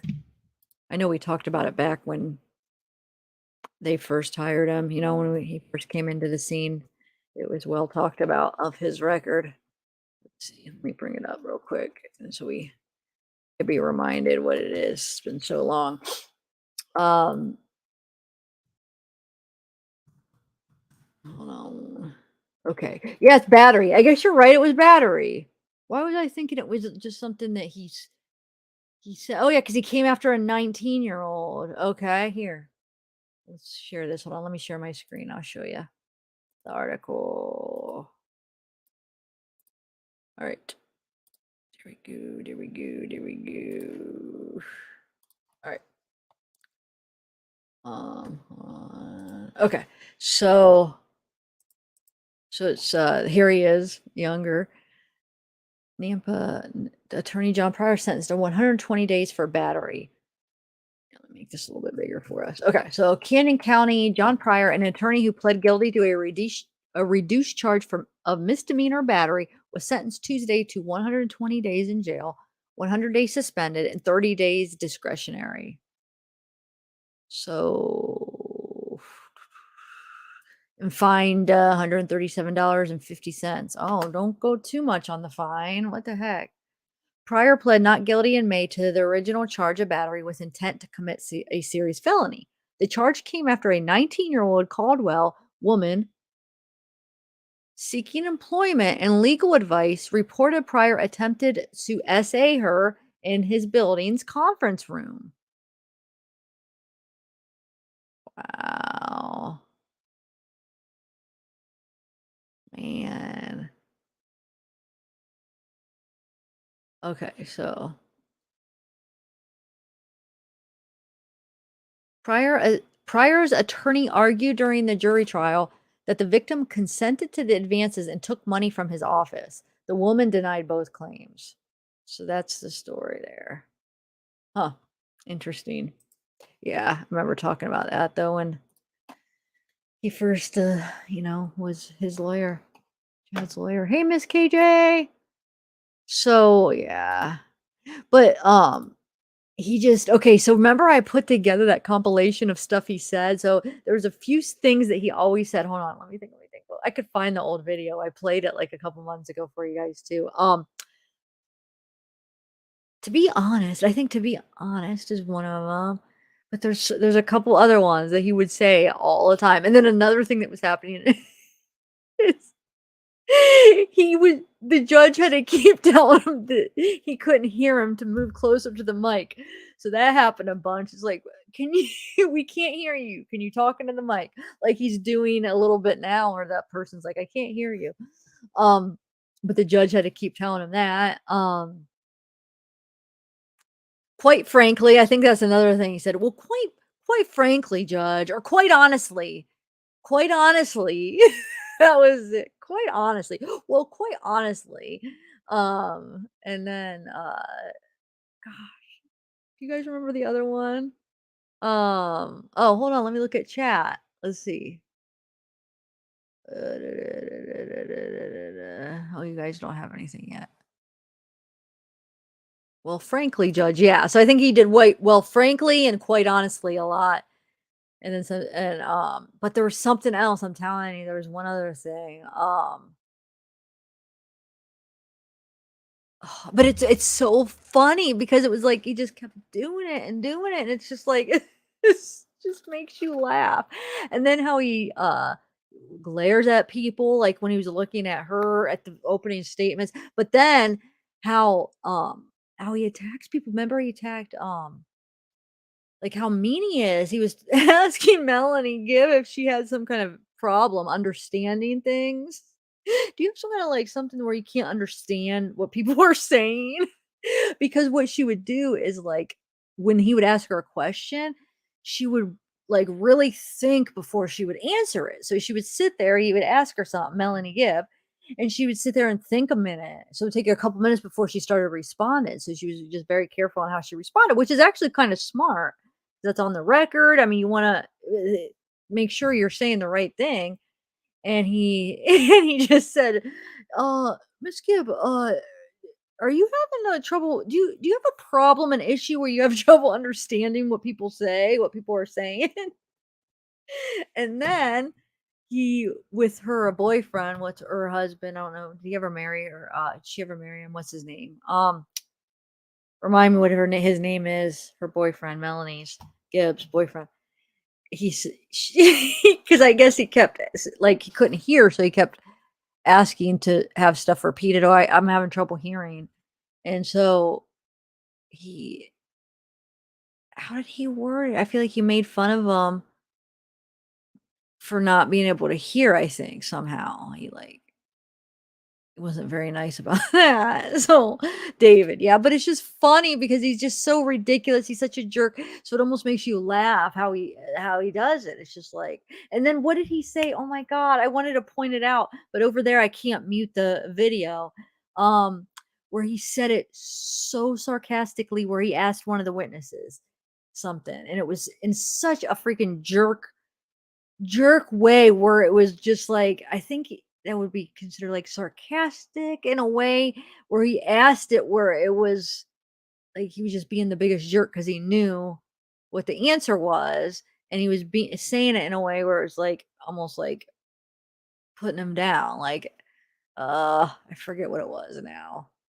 You know, when you ask somebody a question where you're just like, you know,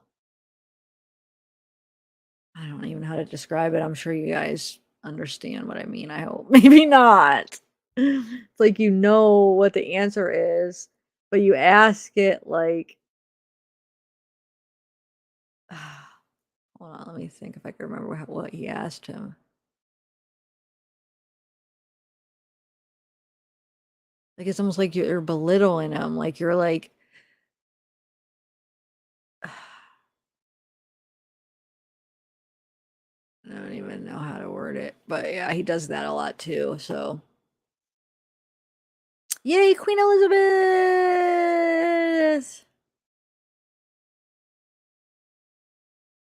Oh, he did? Wait, this time? Or are you saying during the preliminary hearing?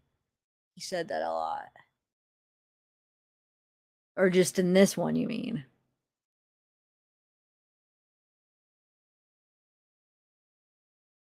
Oh, thanks, Elizabeth Elrod. Thanks.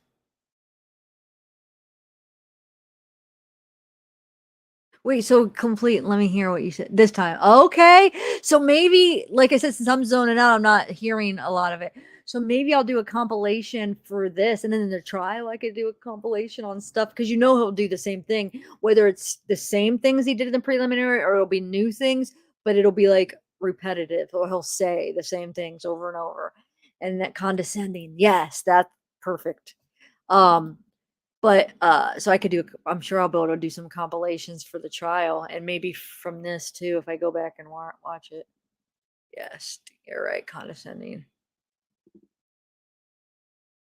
Oh, Gilly, tell him thank you. If you're talking to me, tell him thank you. But it's really not. I feel like this camera makes it look better than it is. Because people say that, but when I look at it, I'm like, ugh, I don't think I have nice skin at all. So I'm not sure. Like even my arms, it gets this blotchy, like you can't see. It's weird. I even asked the doctor, it's like I'm talking about like under my skin. So I guess it's not my skin, it's like under it. Like so it's not like the skin, but it's like it's these weird blotchy colors. And I just started noticing. I didn't start noticing until after, you know, the whole blood clotting, the blood clots and the warfarin. So I don't know if it has something to do with that. But when I showed my doctor, because it, and she's like, "Oh yeah, everybody has that. That's normal." And I'm like thinking, "No, it's not. I see people like I don't see people have what I have, but now you can't really see it right now." Maybe, you know what? Now that I think about it, it's been a while since it actually has looked like that. I might not get that anymore. But for the last few years before recently, it was just like this weird blotches under my skin, almost look like blood, like little blotches, like, you know, under, you know, like, how to describe it. And then also I could like push on it and the mark would like stay there for so long. And I even showed my mom and my dad. I was like, "Does yours do that?" And they did, and it didn't. So when I show my doctor all this and she said it was normal, I'm like, "No, that's not true." But you know what? It's not doing it anymore, guys. Huh. Well, whatever it was, I'm good now. So never mind. I don't even know why I went into all that. So okay, so wait, well, you think I need a tan? Is that what um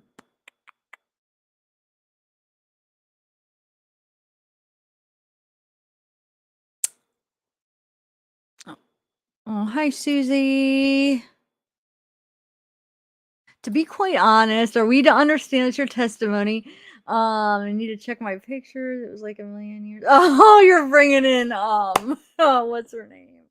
Um, oh my God, late crazy eyes. Why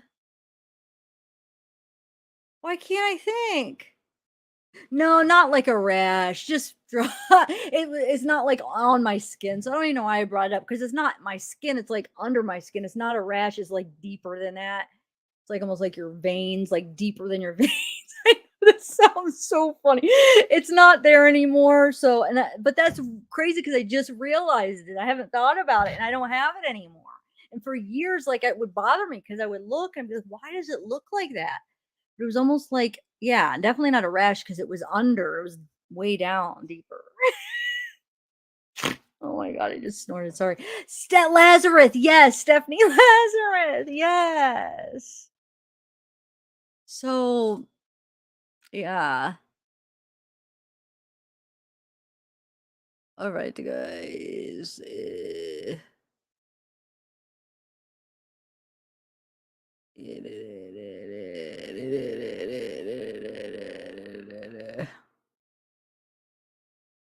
Why am I even saying what am I even doing? Oh my God, I don't even know what I'm making a noise.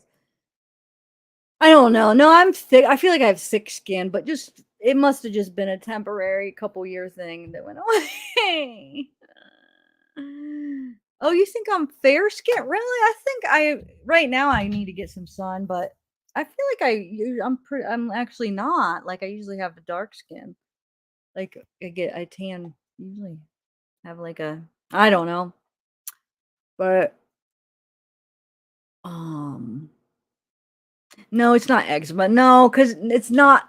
I described it totally wrong. It's not on the outside of my skin. It's almost like it's not anything like that. I wish I could describe what I meant, but like I said, it's gone now. But it's not eczema. It's like, you know, like you see your veins or whatever, and like you could see, like, let's say you got a bruise or uh it's like deep in there, like, and it looked like there was like it was like blotchy almost. So and I always associated, like, I thought it had something to do with me being on the blood thinner because that's when I noticed it. But anyway,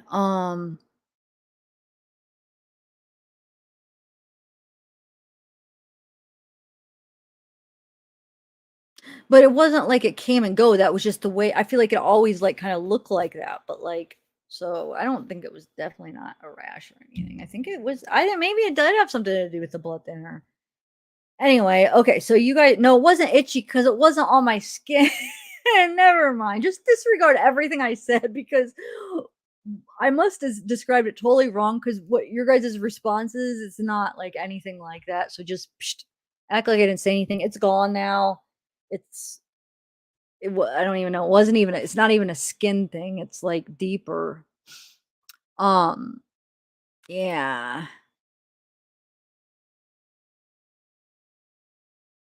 I'm all Italian. 100% Italian. Yeah. All right. Yes. So yeah, that's what I'm thinking. But then why did it go away now? Because now it's not there anymore. But that's when I noticed it. So, all right. Let's, George Costanza and the Penske file. Let's do this. Oh, Bella, I need you up here. No. Okay. So let's do part 3. Get through it, guys. I'm going to go cuddle with Zeke, and then we'll get to watch Lori because Lori's is a little bit more interesting last. At least because I don't know. I felt like I wasn't as bored with Lori's, but because it's shorter, probably. It's just, it's one thing and it's short. And I think I'm just in one of those zone things where I just can't let it sink in.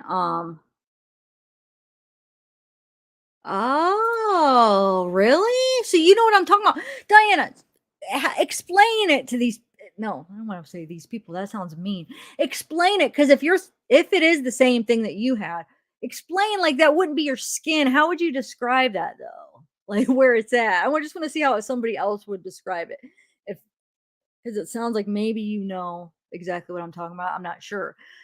So it's not your skin, but what would you say that is?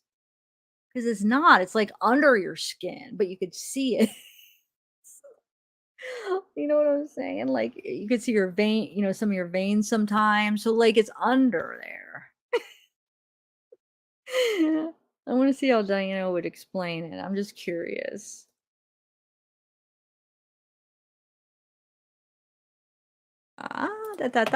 Okay, Susan.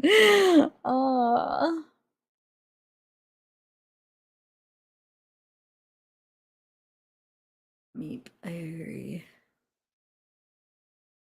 Wait, what's Meep saying? Aw, thanks. Why, you know a lot of crazy Italian ladies or something. But thanks, that's a nice compliment.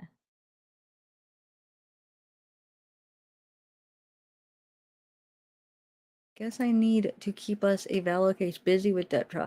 No, I know. I've been trying to catch up with that trial because me and Bella, if you still want to do it tomorrow or sometime, probably tomorrow, we're gonna do a depth video. So I'm putting it on double the speed 2 times to try to get caught up on everything. I watched basically most of his testimony today. But then it'll be tomorrow, and then I'm trying to watch. So after I get off here, I'm gonna watch some of the ones I didn't get to see. Look at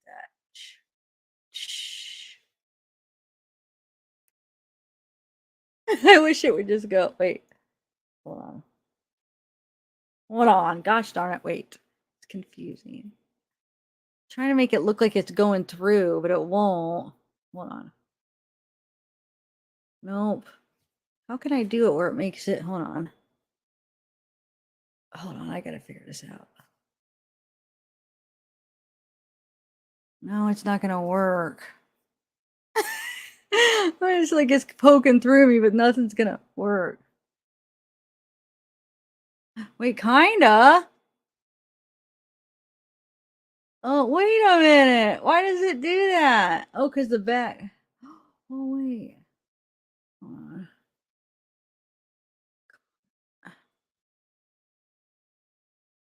I don't know. I'll have to practice. It kind of look. Yeah. Hold on. Hold on. Urgh. I almost got it figured out where it kind of looks. Look, my finger is inside my arm. Oh, I can feel the vein. Okay, there's my bone. Wow, you guys. Very interesting.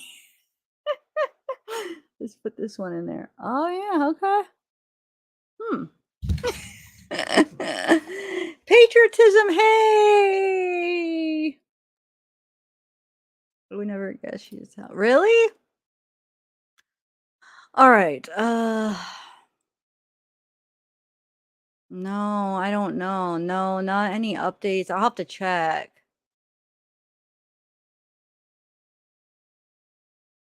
I really need to speed it up with yeah, I know. He's definitely it actually made it like, yeah, because it helped speed. I did 2 times.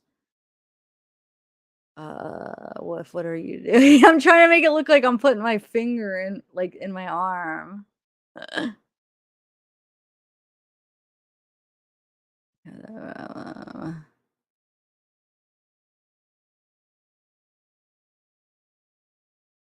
There's really no update on that either. I mean, there's stuff, all the people trying to figure out with the Keegan and all that stuff.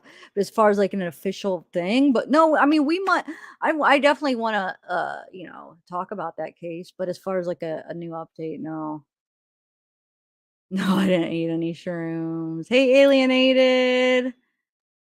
All right, guys, let's continue this. Do you even want to watch the rest of it? Wait a minute. Oh, okay. I wish there was green like right here and I could be like, oh, I'm feeling my heart. Or look, that'd be cool. I'd be like, oh, there's actually, I don't know. It's not going to work. Shoot. Anyway, do you want to watch? You do, right? Okay, good. Let's watch her up. We're on the last one.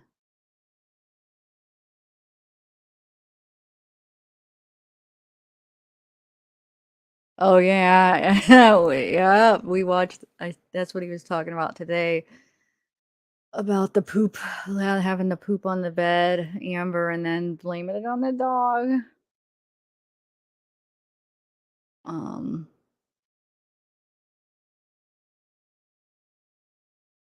right. Next to the solid part, maybe. Yeah, I'll figure it out.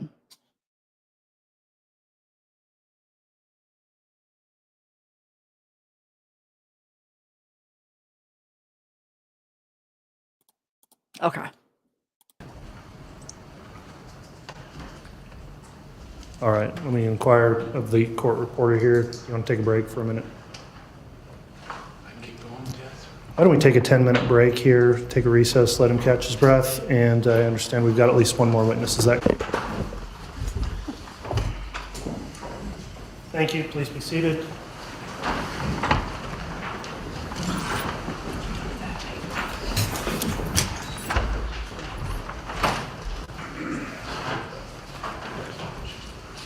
All right, we'll go back on the record. This is case CR 22211623, State versus Chad Guy Daybell. We took a mid-morning break. Ms. Smith, do you have another witness to call? Yes, Sheriff Humphries, Sheriff. Very well. Sheriff Humphries, if you would please step forward, pause, and raise your right hand. I'll have the clerk place you under oath. Do you solemnly swear or affirm the testimony you will give in the pending cause will be the truth, the whole truth, and nothing but the truth, so help you God? I do. All right, thank you, Sheriff. You can be seated in the witness box there, and once he's situated, you can inquire counsel.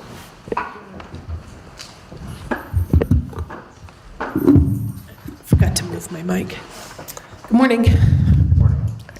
Could you state your name and occupation for the record, please? My name is Len Humphries. I'm the Fremont County Sheriff. How long have you been the Fremont County Sheriff? This is my 13th year. Okay. Can you tell us a little bit about your background?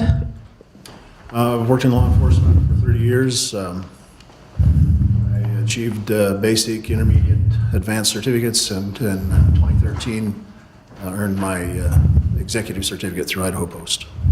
And what does that mean? Executive certificate, that means that's typically certification that is for sheriffs, chiefs. That means lots of hours of training, years of experience on the job. And so let me ask, what are the duties of a sheriff in Idaho?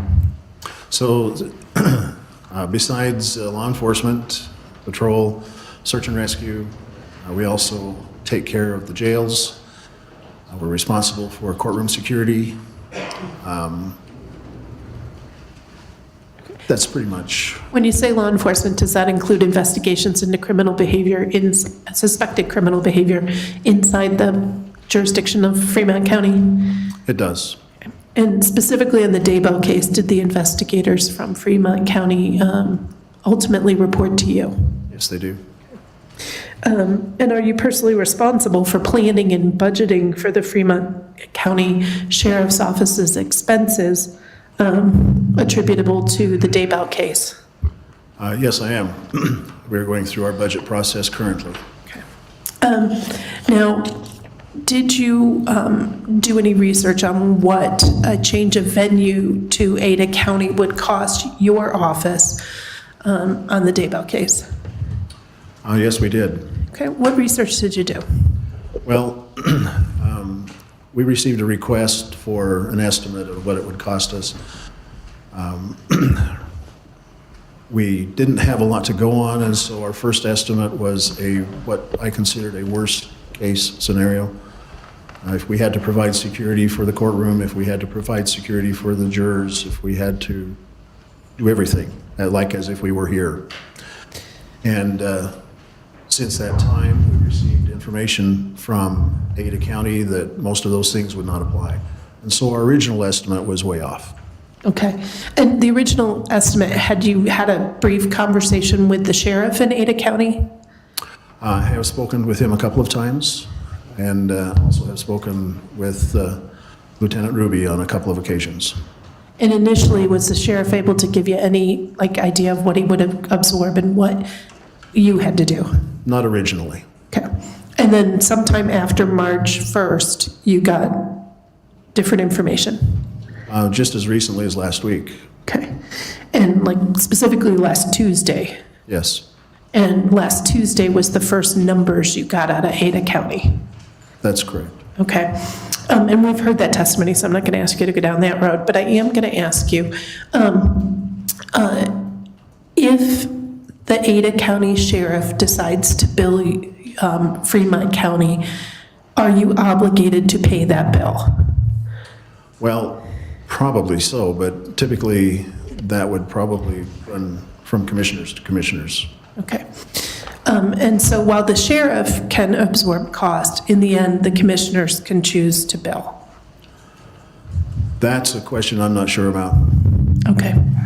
So, and so did you initially put together an estimate that is now way off?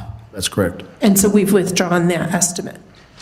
All right. Now, do you have a final answer from the Ada County Sheriff's Office about what costs are going to be to Fremont County for a complete change of venue?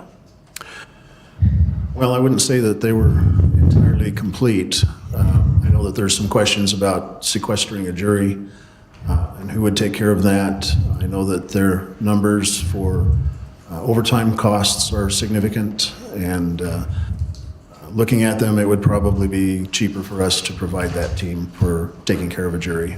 Okay. And so is that a conversation that's ongoing between your office and the sheriff in Ada County? It really is. It's premature to even know which way that will go at this point. Okay. And so when we're talking about these costs to Ada County, we're not talking, let me rephrase, I apologize. The numbers that have been given to the court in terms of the cost from Ada County, that would be in addition to the normal cost of the Daybell trial to Fremont County? Yes. Okay. So sort of switching gears a bit, there's been some talk about sort of handling of a trial like the Daybell case in Fremont County. Do you, as the sheriff, have concerns about your department and Fremont County's ability to handle the Daybell trial? No. Why not? We have great people who work here. They are very familiar with the process and procedures, well-trained, well-experienced. We have sufficient staff to deal with it. It would be a strain on us in some areas, but we do have the personnel here who are capable and willing and able to do it. And so, speaking of that, have you had experience in having to, say, have secure parking for jurors? Yes, we have done that in the past. Okay. And without getting into, I don't want to get too much into operational details because that undermines security, but were there arrangements made for, say, the grand jurors to park securely and get to the courthouse undisturbed by media? Yes, we have done that in the past. We've done that for jurors. We've done that for prosecutors. We've done that for defense attorneys. And do you have sort of plans on how you keep the courthouse secure and keep witnesses secure? We do. And do you have methods and entrances to allow people to come and go securely if need be? Yes, we do.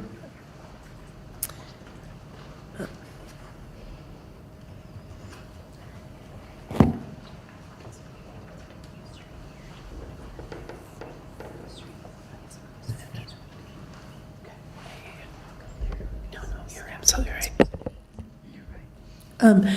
Now, you mentioned a potential strain here. Would it be more of a strain if the trial is over in Ada County? Yes. Why?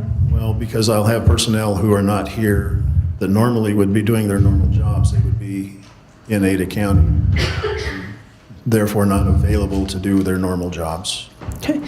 So, for example, you had detectives that were primary investigators on, especially into the investigation into the death of Tammy Daybell, correct? That's correct. And are they part of your detective unit? Yes, we have 3 detectives. 2 of them, as well as my lieutenant, were very involved with the investigation of Tammy Daybell. And so if they were to be gone for 10 to 5 weeks, or even having to be available, what sort of impact would that have on your department and your detective bureau? Well, that would leave 1 detective to cover everything, which could make things a little busy for him. Okay. And are we safe to assume there'd be overtime costs? Very likely. But we can't There's project. no way to judge that. Okay.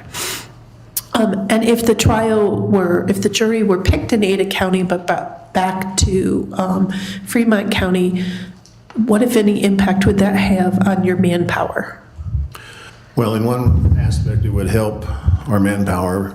We would still need to provide security for the jury, which would involve several officers every day. But since they live here, they'd be able to go home off shift, and that would be easier for us to do than over there. When you say off shift, could you stagger shifts to accommodate the sequestration? Well, we can, and we usually work 12-hour shifts.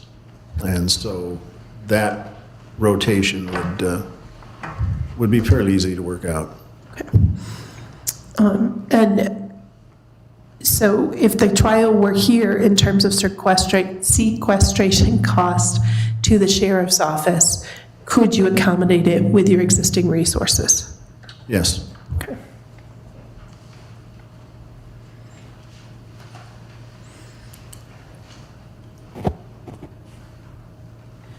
Thank you, I appreciate it. Nothing further, Your Honor. All right, thank you, Ms. Smith. Mr. Pryor, cross-examination. Good morning, officer. Good morning, Sheriff.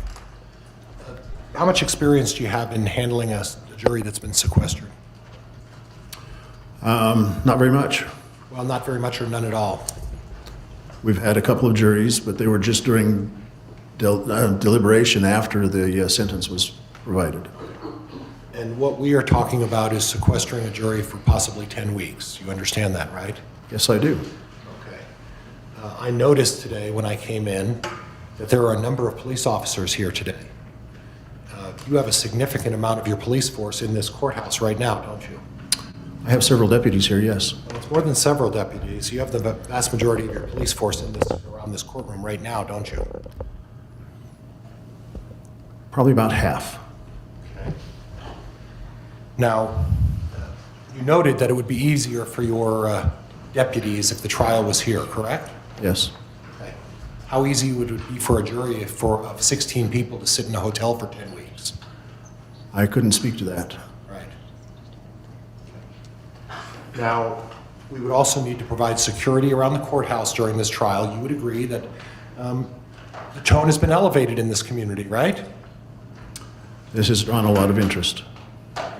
And there's been some anger, right?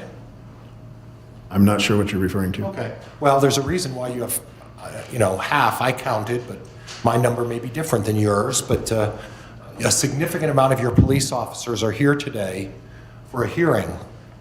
You would agree with me that when the trial takes place for 10 weeks, you're still going to have a significant number of your police officers at the courthouse, correct? Yes. Okay. And if you do 12-hour shifts, have you looked at the idea of how many shifts you're going to need for a jury being sequestered for 10 weeks and the manpower that's going to involve in Fremont County? We have looked at some of those numbers, yes. Okay. And you've calculated out 12-hour shifts, 7 days a week. That's what we run all of the time. But in addition to having your security staff here, you're also going to have to staff a separate staff of people who are going to watch the jurors 24 hours a day for 10 weeks, right? We will provide that service as needed. Right.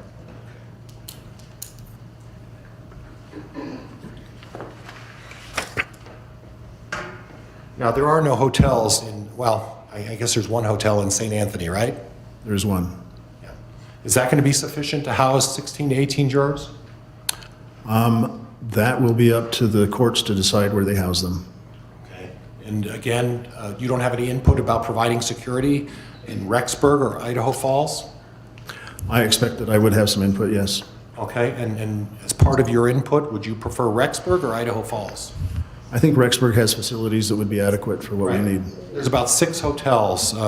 You're going to be able to plan with the hotel to rent out the entire hotel for sequestering a jury? That'll be up to the courts to make those arrangements. And as far as providing security for these jurors, you're going to be responsible for providing them with, at least with some social activities as well during the time that they're locked up for 10 weeks? I haven't discussed that. Okay. And you haven't discussed, well, let's put it this way. How many officers a day do you anticipate are going to be needed to provide security services for 18 jurors during the trial on a daily basis? With 12-hour shifts, we would need at least 6 officers. Okay. At least, right? Every day? Every day. How many sworn officers do you have? With the jail staff and patrol, we are at about 21. Okay. How many are at the jail? 9. That leaves 12 officers, right? No, we have more than 12. I'm sorry. I've got 15 patrol deputies, 3 detectives, 2 school resource officers, a Marine deputy, as well as a recreational officer. So we might count 22. And you said that today there are half of your staff here today, so it'll be 22. We have 10 or 11 officers here today, correct? Yes. And then the remaining 10 would be completely responsible for providing security at the for the jury, right? In rotating 12-hour shifts? We would rotate through, and there's other agencies that I can call upon to help us. And that would cause additional costs, right? Very likely. They wouldn't do that out of the kindness of their heart, correct? No. But you haven't looked at that, correct? Not yet. And you haven't put together a plan as to whether or not, in the event there's some sort of disturbance, because it's not going to be difficult for some of these folks out here to find out where the jurors are. Small community, right? It is a small community, And but we do have plans that we've already discussed. okay, so we have 6 hotels in Rexburg. Not going to take a rocket scientist to figure out which one of these hotels the jurors are going to be at, right? I wouldn't speak to that. But you're going to bus them from Rexburg or Idaho Falls every day, there and back, as part of the security cost of this case, correct? Yes, And you're going to have to feed them, correct? that's correct. And you're going to have to provide them entertainment, is that correct? That is an area that we haven't talked about. Okay, and you're going to have to take away their communications and cell phones and anything that would potentially cause them some sort of ability to look into some of the facts of this case, right? We have to do that as well, right? I will do whatever the judge asks us to do. Okay.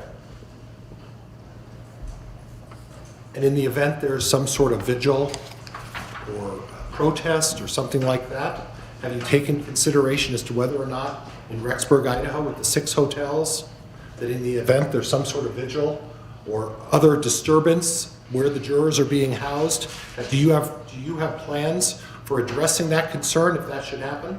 There's a lot of things that can happen, and we've addressed many of them yet to be addressed. And But you would agree with me that... Objection. He needs to be allowed to answer his He question. wasn't finished with his answer there, Mr. Pryor, so. Sorry. a lot of things we don't know about yet. It's too premature to even begin to guess, but a lot of it has been talked about. But frankly, we can't really put a thumb on what the costs are because we really don't know. There's a lot of things that we just can't predict. You would agree with that, right? A lot of it is unknown. Right. Judge, I have nothing else. Thank you. All right, thank you, Mr. Pryor. Any redirect? Very briefly, in Fremont County, it's a very large county, correct? Yes, it is. Okay. There's also resorts and bed and breakfast and recreational properties in and around Fremont County. Many of them. Okay. And there's been no approaches of anybody, but that is an option that Fremont County would explore as well for the jurors. I believe that's correct.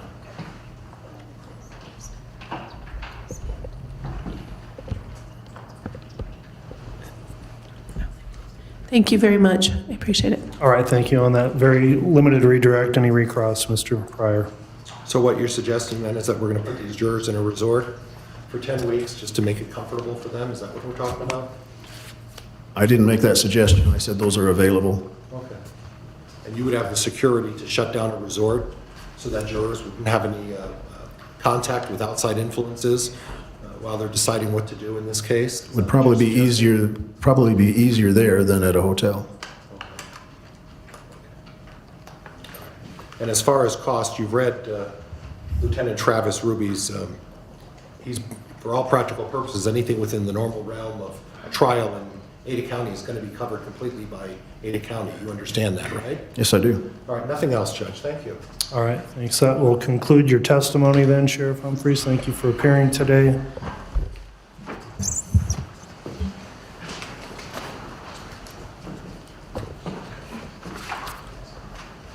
Does the state have any further witnesses to call? No, Your Honor, thank you. All right, thank you. Mr. Pryor, does the defense have witnesses to call for this hearing today? No, Judge, nothing. Thank you. All right, well, if that concludes submission of testimony evidence, counsel, do you want to present closing arguments on the matter, or do you want to submit a written closing argument? I'll leave it to the discretion of the parties. Before we do a brief closing argument, could the state request, I believe we discussed it in chambers, that Mr. Archibald address Ms. Vallow's request for change of venue? The state had originally asked for a continuance of today's hearing, not because we needed more time, but because we really wanted a complete record with regard to Ms. Vallow's change of venue motion. I know he's here today. I know that Mr. Pryor made representations in his objection to our continuance motions, and I think to avoid any allegations long-term of ineffective assistance of counsel that somehow Mr. Archibald failed to raise it in a timely manner, it would be, we would request and suggest to the court that's appropriate that he speak to Ms. Vallow's change of venue motion, whether they want to be heard at this time. All right, well, that's a matter that is outside of the scope of the noticed hearing for today. I will allow it, but I'm only going to do that at the total conclusion of the hearing. So if there's a closing argument or statement to be made, you can do that at this time, and I'll let the state do that first. Mr. Pryor, do you prefer to have a oral closing argument, or do you want to submit something in writing? Judge, my preference is to present oral closing arguments. I think the court needs to make a decision and make a decision very quickly, given the short time frame we have for the trial in this case. Very well. I'll hear closings then from the state first, and then Mr. Pryor. Thank you, Your Honor. The state recognizes that the court's in a very difficult position, and we really appreciate the opportunity to present the economic impact.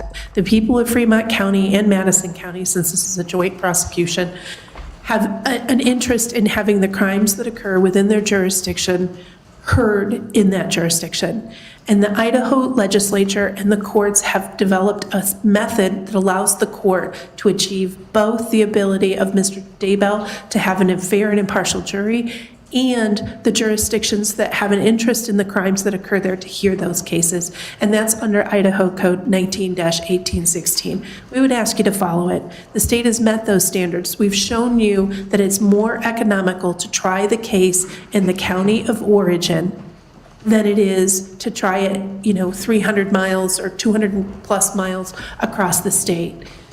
Now, are some of the numbers budget projections? Absolutely, but as the court is well aware, trials are not scripted. We can't come in and tell you it's going to take exactly this long and it's going to take exactly this minutes, and we can't tell you that this particular detective is only going to testify once. We can plan, we work for every contingencies, but trials are not a play that we can write out and hand to the court. What we have to do is plan for contingencies. We have to have witnesses available. And when the judge turns to us as prosecutors and says, call your next witness, that next witness better be there. And having the trial 200 plus miles away puts us in a position where we have to make these people who normally we could pick up the phone and say, get here in 10 minutes. Like, we can't do that if it's across the state in Ada. We have to be able to present our case the way we need to present it, and that means having essential witnesses who worked on an investigation for going on 2 years now available to us. I am very confident that if a judge has a jury sitting there for a trial of 10 weeks, jury selection of an additional 2, and he turns to us and says, hey, call your next witness, there's not going to be a lot of time given, and I understand that, to get somebody across the state. So we have had to have some of the primary detectives on call, and thank goodness those agencies, Madison County Sheriff, the Rexburg PD, the Sheriff for Fremont County, all of those offices had said, yes, you get what you need to do this case right. And if that means we pull people across the state and have them sit there so that we don't inconvenience the court, so we don't slow down the juries, then that's what we'll do, and we'll plan for that budget. When we're planning our budget, we're planning it so that we can move this case forward and get justice for these victims. That doesn't mean we can ask the court to have people drive across the state and wait on us. And so some of those projections are so that those people can be available when needed, so that as issues pop up, they can investigate them. And you can't have that done on the fly by someone who doesn't know the case. So as we're putting together our budget projections, we're putting together how to put the best case forward to the court wherever we try it. Understanding that we need detectives who know the case, who know the evidence, available to us quickly, that is easier to do if it's tried in Fremont or in the alternative Madison County. If the court were to allow us to try the case there, people could sleep in their own bed, the departments wouldn't have overtime, the defendants could stay in the jail they are in right now. Lori Vallow would have access to both of her counsel. Trying it in Fremont County is the best thing all around, especially considering the economic impact. The court has decided that it's fair to Mr. Daybell and therefore Ms. Vallow that we pick a jury for somewhere else. I understand that and respect that, but the court now has the ability to say, okay, I will allow the state to try the case in a way that doesn't cost the people in this area an exorbitant amount above and beyond what they've already invested. You have the opportunity to allow the people here to hear their case. The other piece that I want to point out, that there's no constitutional right to try your case in a particular courthouse. The constitutional right is to have the people hearing your case be fair and impartial. The constitutional right is to have a jury of your peers who can judge you based on the evidence presented in that courtroom only. It has nothing to do whether you get to pick a pretty courthouse or one that tries a lot of murder cases. It has to do with you need to be in the place where you committed the crime with people who can be fair and impartial. And the court has the ability to do that.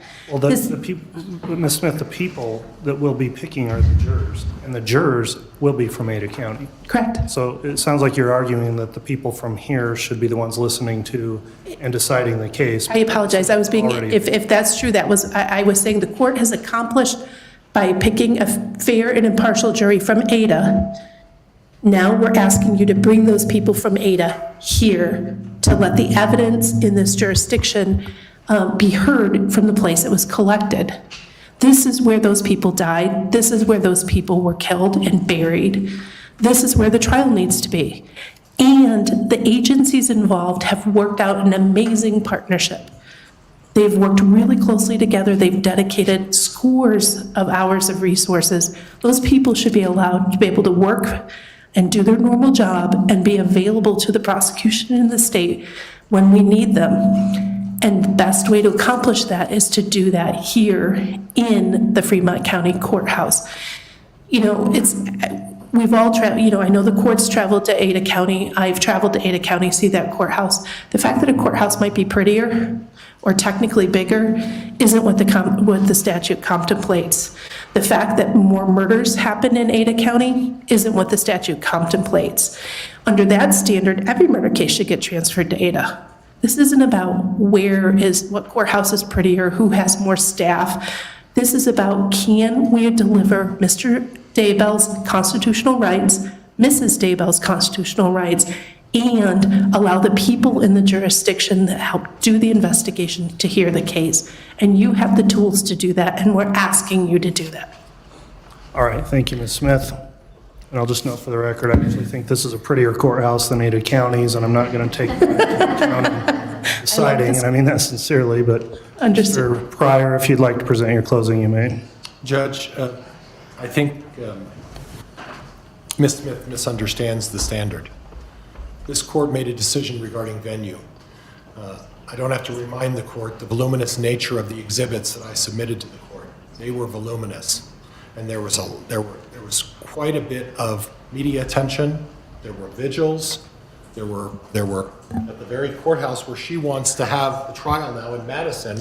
That courthouse and the commissioners allowed ribbons to be put up on courthouse property until I had a hearing, and suddenly and ironically, right after that hearing, Madison County pulls down all of the advertising on there, and the lady across the street selling. Judge, I'm going to have to object. He's assuming and arguing facts, not in evidence. And there's no evidence that that's true. There's been nothing presented as to that, Mr. Pryor, so just stick with the facts of this hearing, please. Well, I guess when she was talking about the pretty nature of Ada County, I don't remember that testimony either, Judge, but that's okay. We'll move on.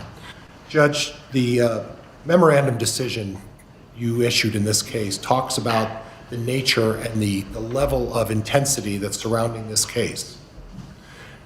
And Mr. Daybell is entitled to a fair and impartial trial. And that fair and impartial trial just doesn't mean that when he shows up, because all of the deputies happen to be here, that the jury gets to listen to it and everything goes as planned and there's no problems with the jury, the process and everything else. Fair and impartial also means that when the juror is being sequestered for 10 weeks in a hotel in Rexburg, Idaho, that they're not subjected to some unnecessary media attention or unnecessary vigils or unnecessary protests or anything else. And given the magnitude, and all my exhibits have been admitted, Judge, they've been admitted in this case, and the court can go back and review it and review your memorandum decision about how much attention was drawn here. And if anyone shows up where the jurors are being sequestered, and that's not going to be a big secret, Judge, it's going to be real easy to figure out. And there's protest, and there's influence, and there's manipulation, and there's difficulties with that. We're going to be right back again doing this all over again. And that's not fair. That's not impartial. The other concern is this, Judge. I'm a citizen of Ada County. Now, I'm obviously not going to be picked as a juror in this case. But if I was picked for a jury duty and someone told me that, yeah, we're going to pick a jury in Ada County, and by the way, after we're done picking you, and whether you're selected and you like it or not, you're now going to be transported to Fremont County, away from your family. We're going to take away your phones. We're going to take away access and communication. We're going to take away everything involved. And we're going to lock you up in a hotel for 10 weeks, and you're going to listen to testimony, and the rest of the time you're going to be in the hotel with, you can't have TV. That would be undue influence. You can't have your phone. That would be undue influence. You can't have anything. And whether it's a resort in Fremont County or whether it's a hotel in Rexburg, you are taking 16 to 18 people from the community in Ada County, and you are locking them up in a hotel because of a jury trial. Now, I submitted a memorandum to the court, and I addressed in that memorandum the concerns that come about as a result of those situations. And jurors that have a tendency to come to judgment very quickly when they are put in that situation. This case is not about turning 16 to 18 jurors into prisoners in a hotel in Rexburg, Idaho for 10 weeks. This is about a fair and impartial trial.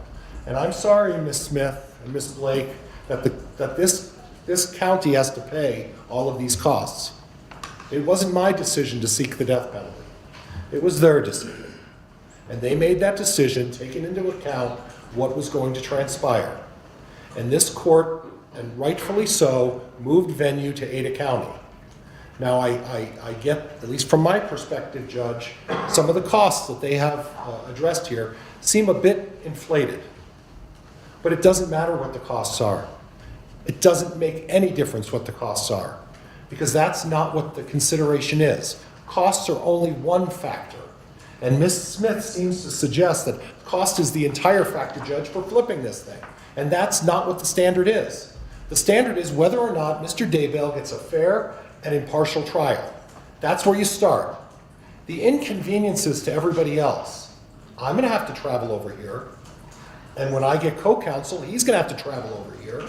And granted, Mr. Archibald and his co-counsel will be able to see Ms. Vallow whenever he wants over here. But when I'm over there with Mr. Daybell and my co-counsel, I'll be able to see Mr. Daybell. So, you know, it's basically the same thing. But you can't take consideration of cost. I'm sorry Fremont County has to pay this. If they are upset about the cost, then go to these prosecutors and say, why did you seek the death penalty? Why did you do it in this case, and knowing that this was going to be an exorbitant expense? And I'm sorry it's an exorbitant expense. But when you're having a case like this, of this magnitude, and frankly, Judge, this is a huge case. There are people from all over the country here. Some of the faces I recognize, but they're not here because this is a regular case. They're here because this is a high-profile case. And in the court's own words, when you cited it in a couple of your memorandums, death is different. The magnitude of this case warrants that we take every step necessary to ensure that there's no bias towards the jury, that the jury is not manipulated in any way, and Mr. Daybell, Chad gets an opportunity to present his case without all of those outside factors. And I can't fathom how they would not have an impact on the jury when you lock them up for 10 weeks, people from Ada County.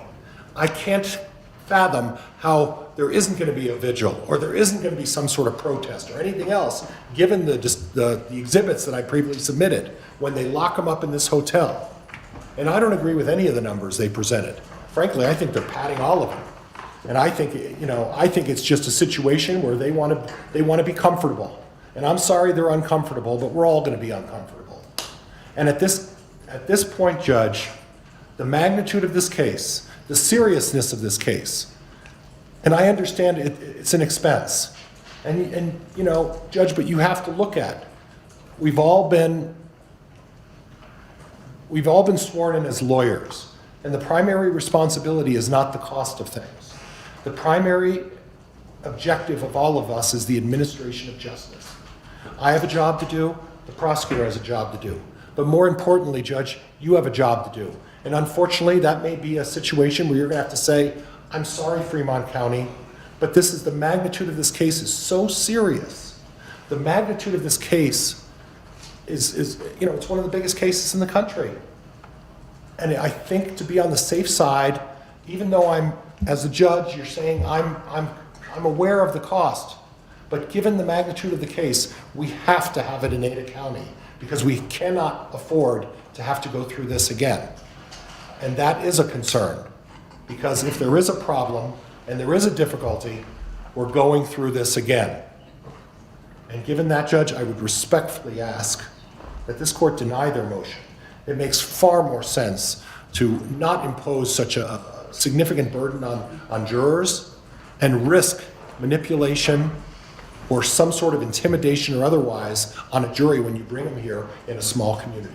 I would respectfully ask this court to deny their motion. All right, thank you, Mr. Pryor. The matter will be considered submitted, and I'll take it under advisement for issuance of a written ruling. At this time, there's one additional issue we'll bring up then. As was previously noted by the prosecution, Mr. Archibald, if you'd like to come forward, I do want to address the issue as it relates to your case and your client. I'll just note on the record here, there's a co-companion case, CR 22-21-1624, which is State versus Lori Vallow Daybell. That case is scheduled for an arraignment to take place a little later this afternoon. The case has been stayed. As I just mentioned, she hasn't been arraigned yet. So procedurally, however, there was a motion to sever that was filed by previous counsel, not by you, Mr. Archibald. The court has issued some rulings in that case and this case that would indicate the trials to be combined in one single trial for both defendants. That's the current posture of both cases. This issue then, Mr. Archibald, I don't know if you've had enough time to consult with your client. This matter could be heard independently in your case. You certainly have that right, and I don't know if your client has any position to take on a argument for or against the state's request to transport a jury from Ada County to Fremont County for purposes of trial. So if you are willing and ready to address that issue at this time, you can do so on the record. Thank you, Your Honor. Ms. Vallow Daybell and I have reviewed the decision that came out in October of 2021. We reviewed that decision both in the mental hospital, and we've reviewed it since she has been sent back from the mental hospital to the local jail. She is in agreement and has been since I have met and consulted with her with the court's decision in October that venue is proper in Ada County, that the jury should be selected in Ada County, and that the trial should be held in Ada County. The motion to transport the jury back to Fremont County, I have also discussed with her that motion. She is of the opinion that the court's initial decision in October was correct, that the jury selection and the trial should be in Boise. On page 10 of the court's decision, my client and I believe that the court previously addressed this, that the court addressed the courthouse facilities, the required personnel, courtroom availability, multi-week high-profile case, ability to house and transport in custody defendants, control of citizen and media attendance, jury security and accommodations, that we have talked about that and reviewed that. We believe the court's decision is correct. And so we, as far as our change of venue, we believe that our motion was granted, even though our case was stayed at the time. The motion to transport the jury, we would ask the court to deny that the jury should be kept in Ada County. Whether or not they're sequestered during the entire trial or just during jury deliberations, that question is not ripe yet. I would note this is about my 30th homicide case that I've worked on. I have tried cases in this courtroom. I have gone to Boise and selected a jury and brought them back. And my experience is that when juries are sequestered during trial, it's not a pleasant experience.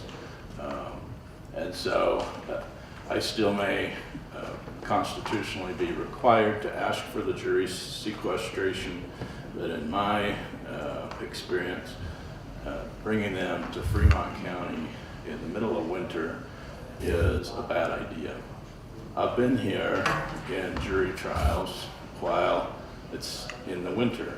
I've been here in trials in January and February, and I've been here when the schools close and the roads close, and that there's a reason that this area is so popular with winter recreation, is because it snows a lot here.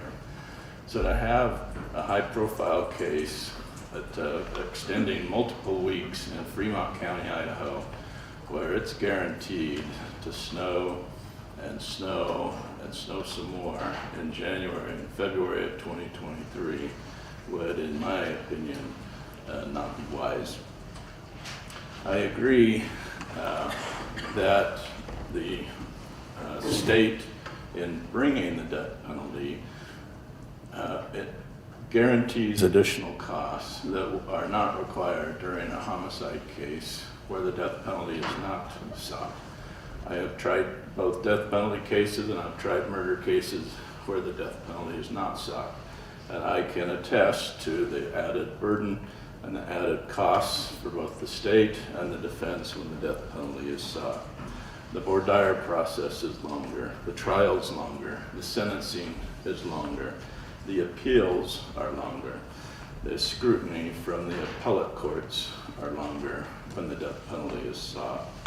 So with the capital murder case, if the state is so concerned about money, the remedy is simple. Don't file the death penalty. If they choose to file the death penalty, they got to be ready to pay for it. And they got to pay for it, and it's going to cost a lot. So with the government in control of whether the death penalty is sought or not sought, then they have elected that they're going to spend that money. Half of the states now in our union do not seek the death penalty. And the reason is, one of the reasons is because of the exorbitant costs and the endless appeals associated with these cases. Therefore, Your Honor, I respectfully ask the court not to bring the jury from Ada County to Fremont County. All right, thank you, Mr. Archibald. And I'll note again, those are comments in the context of your case, which is 22, 21, 16, 24. The court will take this all under advisement, and what I will expect then, Mr. Archibald, is based on your comments today, I wouldn't expect we'll be going through another contested hearing on this issue where it appears you have made your statement as it relates to this. Again, your case has been stayed, has not been arraigned yet, so to the extent this seems somewhat out of order, I'll also note that this is limited on the sole issue of the state's motion today, which is a reconsideration of an order that we would not transport a jury. So that's what the court's considering, and the question of whether or not a jury would be sequestered is not yet determined by the court. So I appreciate your comments today.